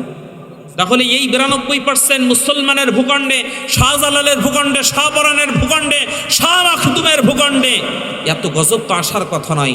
এত গজব আসার কারণ হচ্ছে বাংলার পার্লামেন্টে এই হুকুম জারি করে দিয়েছিলেন ১৮ বছরের পূর্বে বিবাহ করা বাল্য বিবাহ নিষিদ্ধ, এবং এর জন্য আইনি ব্যবস্থা করা হয়েছিল, কিন্তু ১৮ বছরের পূর্বে বাল্য প্রেমকে নিষিদ্ধ করা হয় নাই। জেনা ব্যভিচারকে প্রমোট করার জন্য এই জমিনের ভিতরে এমন কোন কার্যক্রম নাই যা করা হয় নাই। জাহাঙ্গীরনগর বিশ্ববিদ্যালয়ে ১০০ ধর্ষণ করার পরে সেঞ্চুরি করে কেক কাটা মিষ্টি বিতরণ করা হয়েছে, এর কোনো বিচার হয় নাই। অথচ নিজের স্ত্রীকে রিসোর্টে নিয়ে যাওয়ার কারণে আল্লামা মামুনুল হককে ৩ বছর পর্যন্ত জালেমের জিন্দানখানায় বন্দী থাকতে হয়েছে। কতক্ষণ ঠিক কিনা? এজন্য জালেমেরা জানে জমিনের ভিতরে ফিতনা ফাসাদ সৃষ্টি করার জন্য উল্লেখযোগ্য মাধ্যম হচ্ছে নারীর ফিতনা সমাজের ভিতরে সৃষ্টি করে দেওয়া। মা তারাক্তু বাদিন ফিতনাতান আদাররু আলার রিজালি মিনান নিসাই। বিশ্বনবী সাল্লাল্লাহু আলাইহি সাল্লাম বলেন, আমার উম্মতের জন্য সবথেকে বড় ভয়ঙ্কর ফিতনার নাম হচ্ছে নারীর ফিতনা। সম্মানিত ভাইরা আমার, আল্লাহর ফেরেশতারা যখন উঠে গেলেন জমিনের ভিতরে গজব নাজিল হয়ে ৭০,০০০ মানুষ যখন গজবের শিকার হয়ে যখন মারা গেলেন, মূসা আলাইহিস সালাতু ওয়াস সালামের দেহরক্ষীর নাম ছিল ফাহাস, বিরাট দেহের অধিকারী। যখন সকল ঘটনাগুলো শুনলেন, তাঁবুর ভিতরে ঢুকলেন, দুইজনের চুলের মুঠি ধরলেন, দেহ থেকে কল্লা আলাদা করে দিয়ে দিলেন। আল্লাহ পাক রব্বুল আলামিনের রহমতের ফেরেশতারা পুনরায় জমিনের ভিতরে এসে জমিনকে মূসা আলাইহিস সালাতু ওয়াস সালামের জন্য উন্মুক্ত করে দিয়ে দিলে। এজন্য জমিনের ভিতরে জমিনকে উন্মুক্ত করার জন্য কারোর সময়ের ব্যবধানে জীবন দেওয়ার প্রয়োজন হয়েছে। কথা কোন ঠিক কিনা? এই জমিনের ভিতরে স্বৈরাচার পতনের জন্য অনেক মানুষের জীবন গিয়েছে। কথা কোন ঠিক কিনা? ৪৭ রক্ত গিয়েছে, ৭১ রক্ত গিয়েছে, ৫২ রক্ত গিয়েছে, ২৪ সালেও রক্ত দিয়েছি। রক্ত আবারও যদি দেওয়ার প্রয়োজন হয় এই জমিনকে, এই ভূখণ্ডকে রক্ষা করার জন্য, ইসলামকে রক্ষা করার জন্য, কোরআনকে রক্ষা করার জন্য রক্ত দিতে রাজি আছেন ইনশাআল্লাহ? কারা কারা রাজি আছেন? দুটি হাত আল্লাহকে দেখায় দেয়, লিল্লাহে তাকবীর।